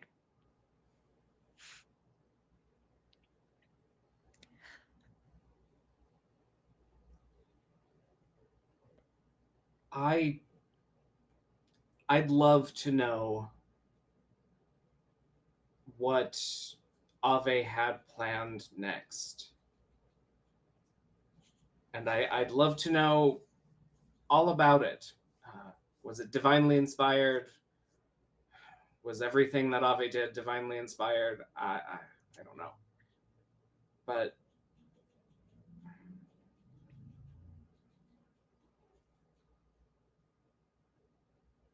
fortune doesn't smile upon those who have the power to make a change and do not. And will I seek to understand every facet of what Ave laid out before us? Absolutely. Will I try to find a better way? Absolutely. But when it's clear that that's the only way, then let's hold hands and jump into the abyss together.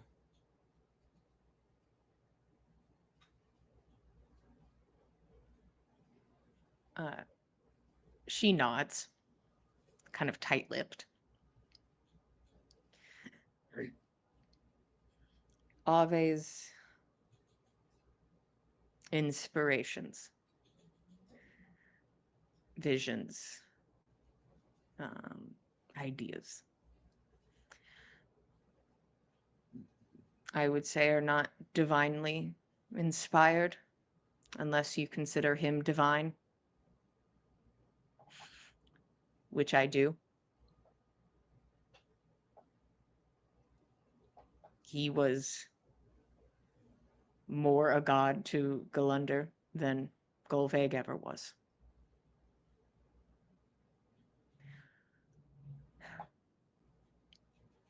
His intent is to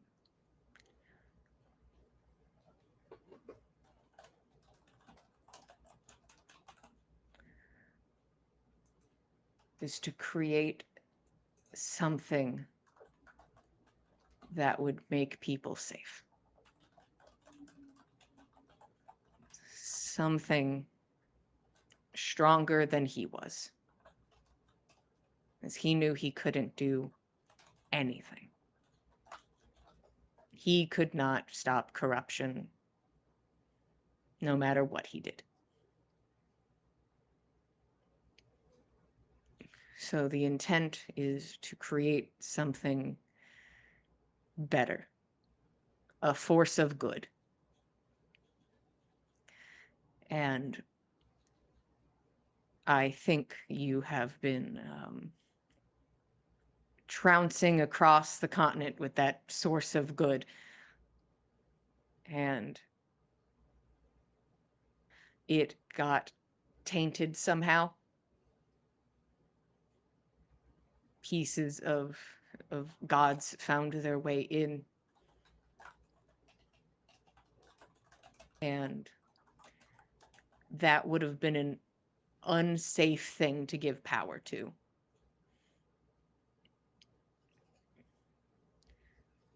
But once you tell me that the Keeper is stable, this can push forward. There are a couple things before that, and some of those things are out of my control, as it's not just us working on this, which I can assume you know. So once Dagwood has done her part, We can do ours.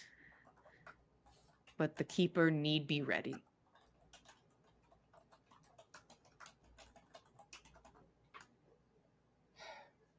I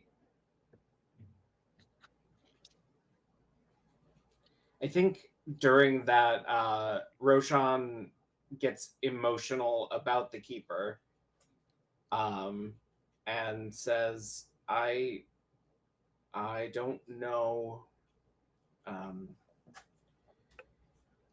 if they're alone yet. The last one I destroyed was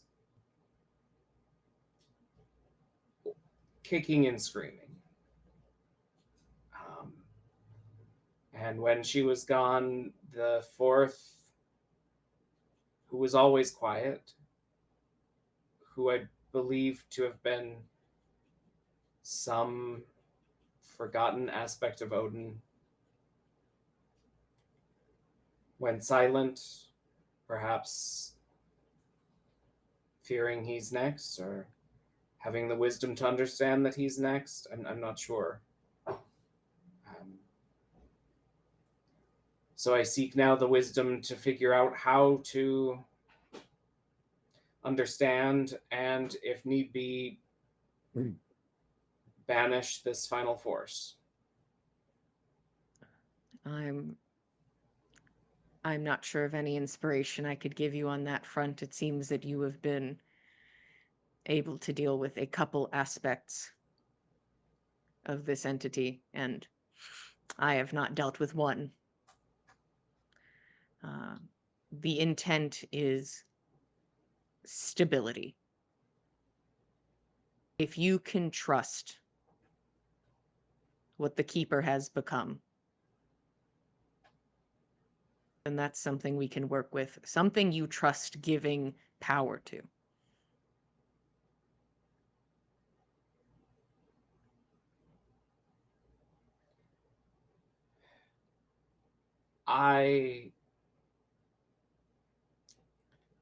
I don't always feel like I have the best moral compass when it comes to people. And who gets to decide what good is?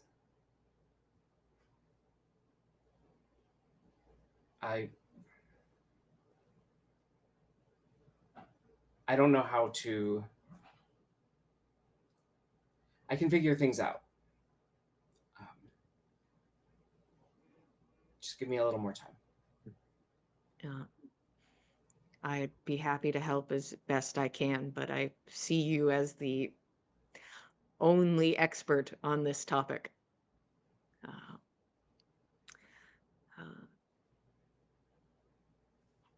I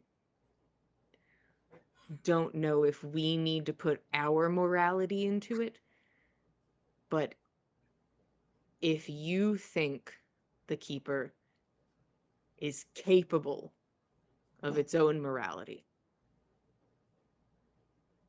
that sounds like something to me. Well, I'm glad we don't have to put our morality in, because you're a heinous bitch. She grins. You have no fucking idea. Shit.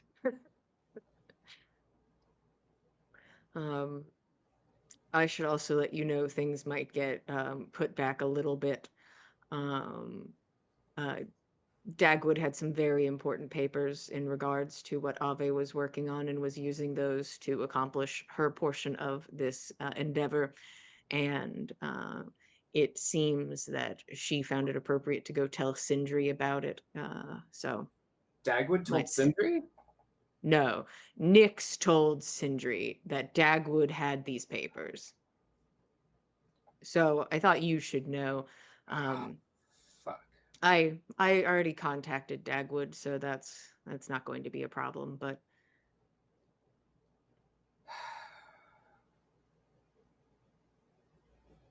Nyx never had a secret that she couldn't just tell everyone about. she told me that she didn't have any idea what was on the papers, and whether that's true or not, I know what's on those papers, and replicating the necessary rituals upon it without said papers is going to be difficult. I don't know what Dagwood is going to do. I don't know how she's handling it. It's out of my hands at this moment, and I hope she figures out what she thinks is best.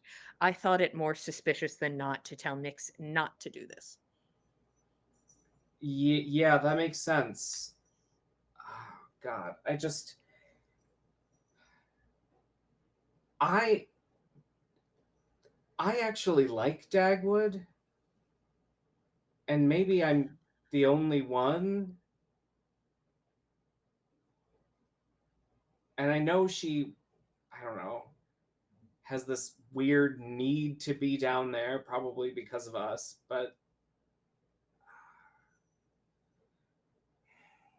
she's just as frustrating as you and won't accept any help. If it makes you feel better, she does not accept help from me, unless it's something she cannot acquire from where she is located, and Morden can also not acquire it. So I'm more errand boy in the case of Dagwood than anything else. Well, if you could get me down there, she likes me enough to let me help. We could consider that. I think we should give it time. Yeah. I'm also worried. I didn't do it while I was there, but I'd like to take a peek at the Valkyries again. If Sindri thought they were the only ones, then how did one get away? I don't know. Did you or Dagwood leave an illusion down there good enough to fool Sindri, or? Roll insight.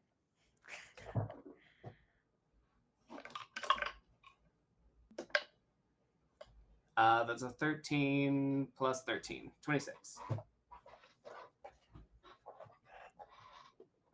Interpret as you will. While you are speaking, there is the slightest curl of the lip as you ask this question. And she gives like a little shrug. Roshan then says, or perhaps it's not the most useful use of my time. I'm sure you can think of something more pressing to take care of.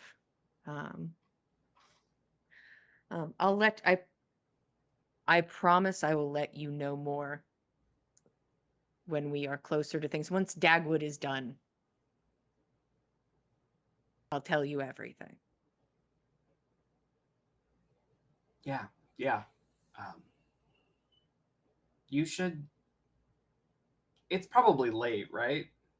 Yeah, I would say we are at least in the evening time. Roshan says, you should get some sleep. Sure.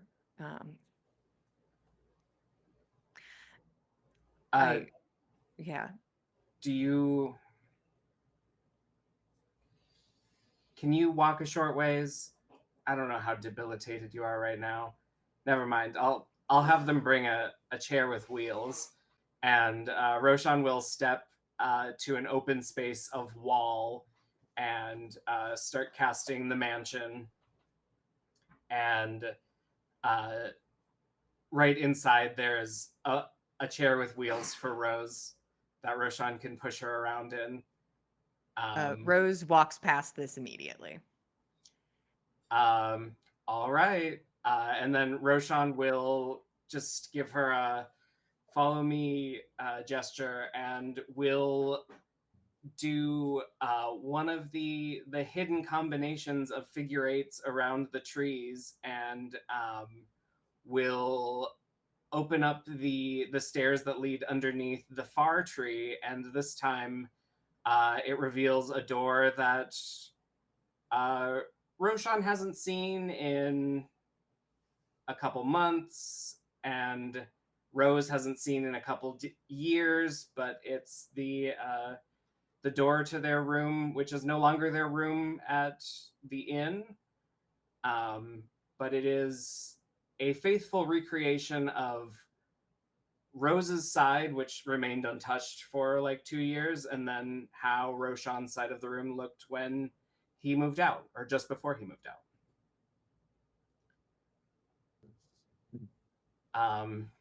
And I think Roshan will go sit on his bed, lounging, and say, since you wouldn't go say hi to Auntie, the least I can do is bring a little bit of home to you. Sure. Very sentimental and weak of you. And she straightens up and goes and sits on her bed. I think Roshan will like move to be playfully antagonistic and fake punch her shoulder, doing 0 damage because he can't do more, and will just kind of hold her and let her drift off because she needs some rest. I think there is probably, at least in the beginning, a lot of discomfort in this closeness. But eventually she will relax and drift off to sleep. Roshan, is there anything else for the evening? Yeah, while she's asleep, Roshan would love to talk to the keeper. Strangle her to death. What? You can't kill me, beach. Not if I kill you first, beach. And I think at this point, Roshan doesn't want to cast the silence spell, but feels comfortable enough reaching out to the shadow or to the keeper just mentally, feeling its presence and reaching out. You open the connection to the keeper and immediately are met with a wave of anguish, of turmoil.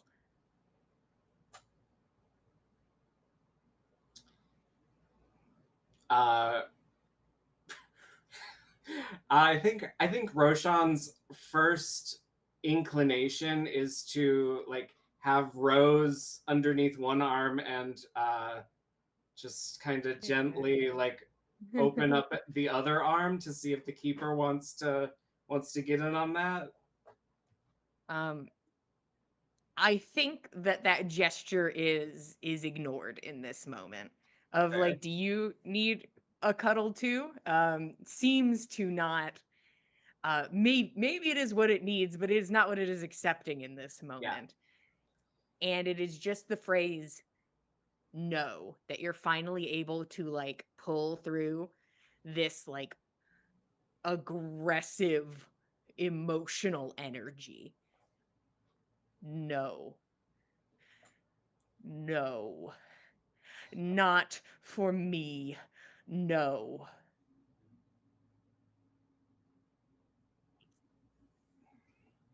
No,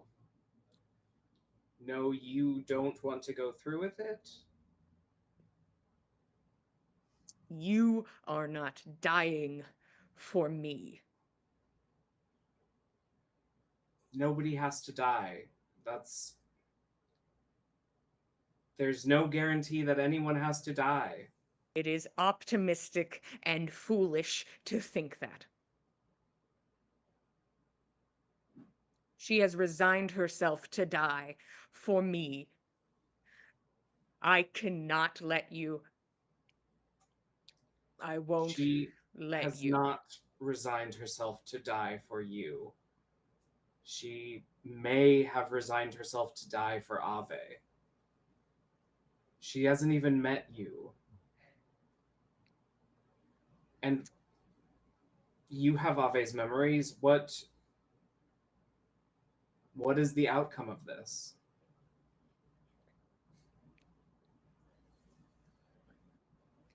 There is a book,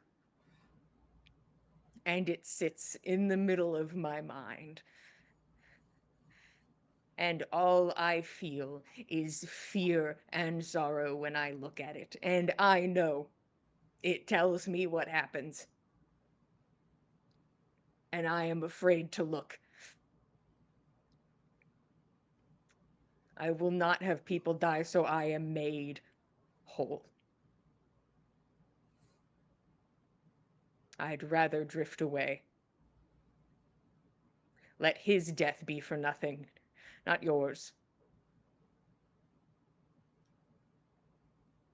I've already saved the world. I watched as everyone dropped around me and there was nothing but an abyss of the goddess Yord staring in front of me, and I died. And if I have to die again so that more people can be saved, so be it. Death is obviously not the end. Not for me, not for any number among us who have died. All of my friends have died. It's a stepping stone.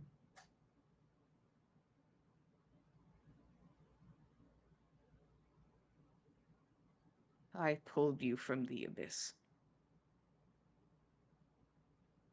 I will not send you there.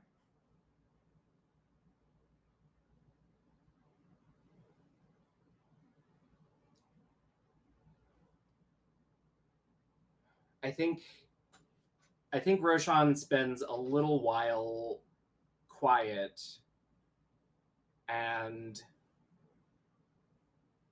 instead changes the subject and says, how would we be able to figure out if Odin is gone?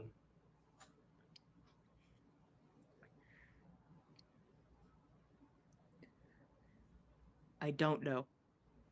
It is quiet here, but there is no reason he should be gone unless he found some way to slip out, which I cannot muster a good reasoning for.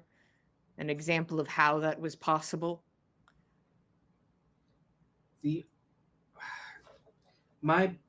I keep coming back to the fight with, well, the new flame, Gulveg, and how those hands that reached from the abyss did not seem like hers. And the romantic in me would love to say that it was Odin saving us from her, well, her unending wrath. But I can't move forward without knowing. I think Odin cares not for us. I think if there was a piece of a god that truly cared less, his is the one I would pick. Well, I don't know how to prove he is here or not. I know that I feel different and strange, but I have been removed from the influence of the new flame, and I do not know how I am supposed to feel.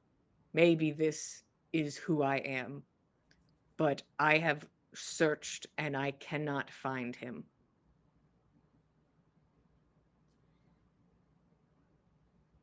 perhaps someone with divination magic could. Is there a reason you couldn't go into Sindri's house?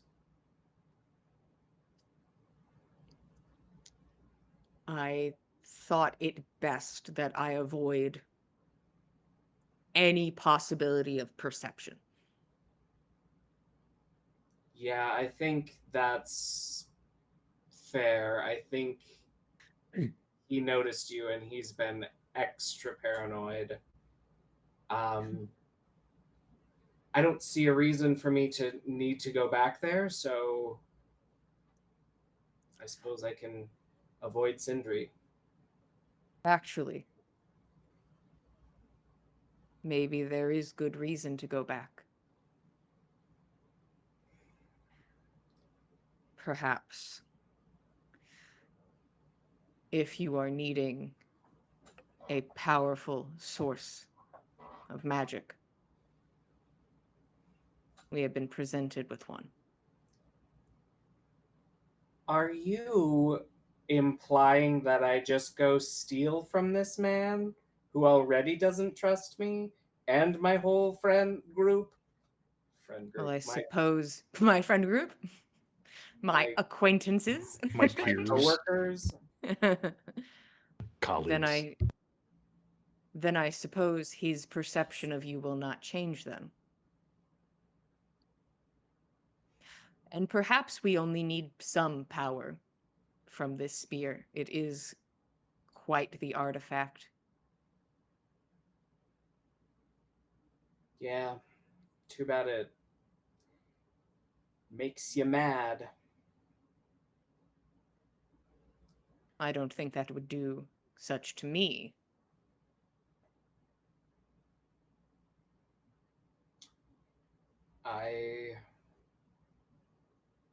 The first part of me tells me that's hubris, but the other part of me, it'd sure be great if somebody wrote a book about you and I could just read it.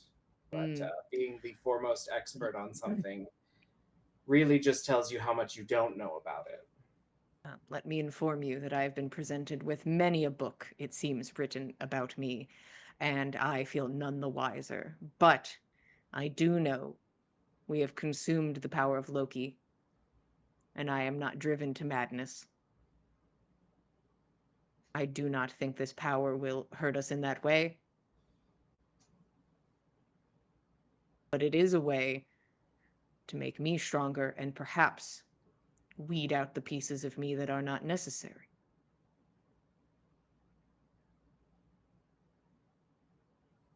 Can I tell you what I worry about Of even course. more than my role to play in all of this? Is I I feel like you're the only thing left that I had from a life where I was happy. And when Rose couldn't tell me what would happen to you, that was the hardest. Of course, I care what happens to me and to my friends and to the people of the city. I just don't want to lose you.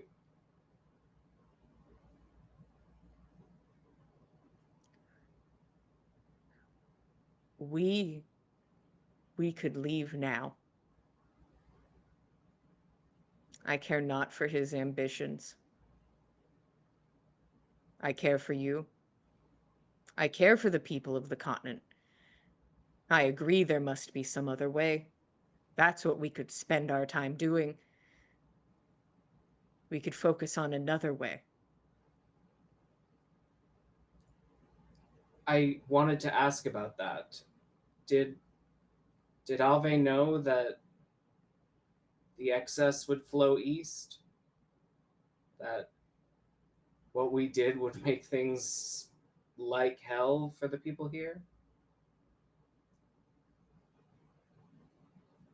I believe the answer to be in that book that I have not touched.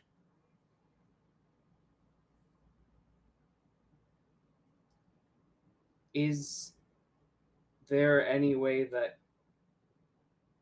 I could read it? that you could share its contents without absorbing them? There's not a way I can think of. I know I am very capable of opening and reading this book. If you have some other option you would like to try. But I should know, shouldn't I?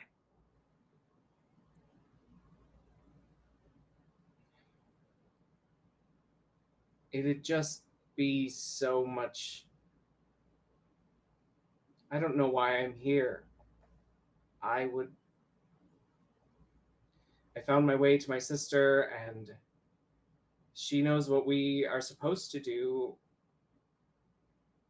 But without that, what am I? What am I supposed to do? Who am I?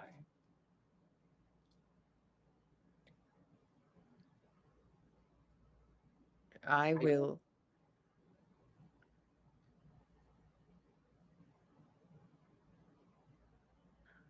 I will accept any choice you decide to make in this matter. If before you do so, you can tell me who you are and why you matter, why you deserve to be here, and why you are deciding to end that. And I will follow you in any direction you go.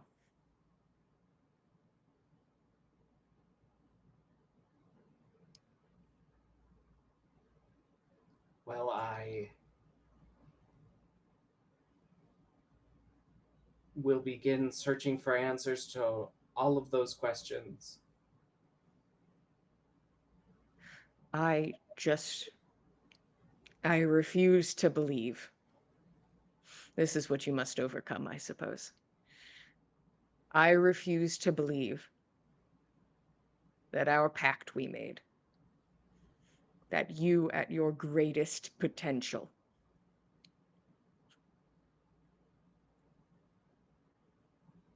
is death.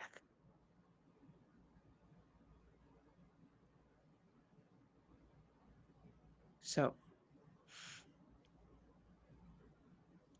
I think it is not lost on Roshan the irony of the keeper saying that while also his crowning achievement before he became the keeper was to die.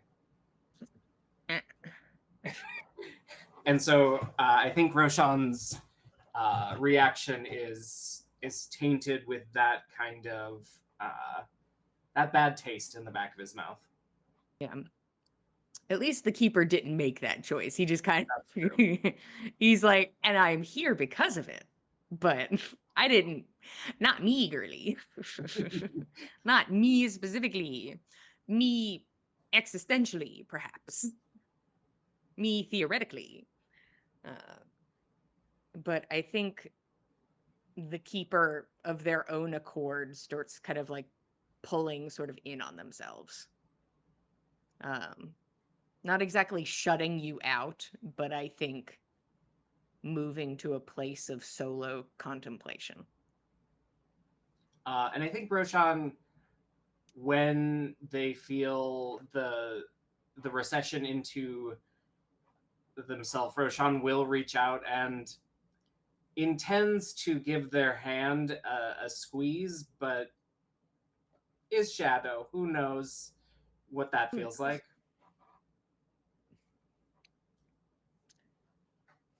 I think there is a moment where your hand feels the warmth of another. And then I think it sort of phases through and you can feel it in your palm and your wrist before it drifts and releases your hand. And Roshan will not move a muscle until Rose wakes up. I sit there so still. And as everybody begins their activities for the evening, that is where we are going to stop for today. Thank you all for being here. We appreciate it. If you want to get more of this story, you can head over to youtube.com/the Dice Cult. Watch all past episodes of On the Backs of Gods. If you want to get into another show, you can get into Gossamer Vale and watch all the past episodes on there. And speaking of not past episodes, but approaching episodes, you can join us for Gossamer Vale, DM'd by Katie, a Celtic mythology inspired campaign that goes live every other Thursday at 8 p.m. Eastern Standard Time. And what do you know? It's this Thursday that you can join us for more of our campaign. We're at a fight club. We're having a good time.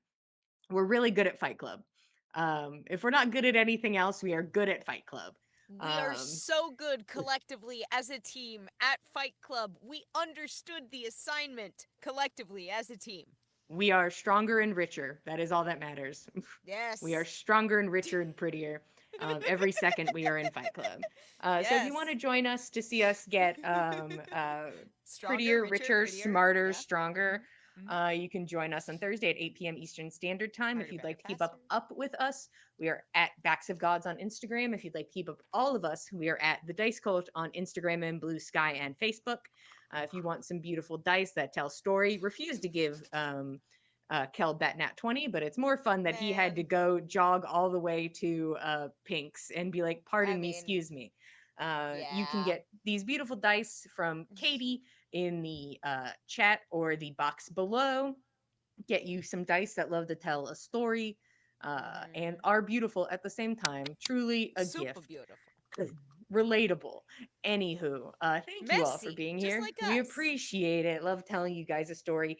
We will be here same time, same place, Mondays at 8 p.m. Eastern Standard Time, and we'll see you guys next time. Good night, everybody. Thanks for joining us, cultists.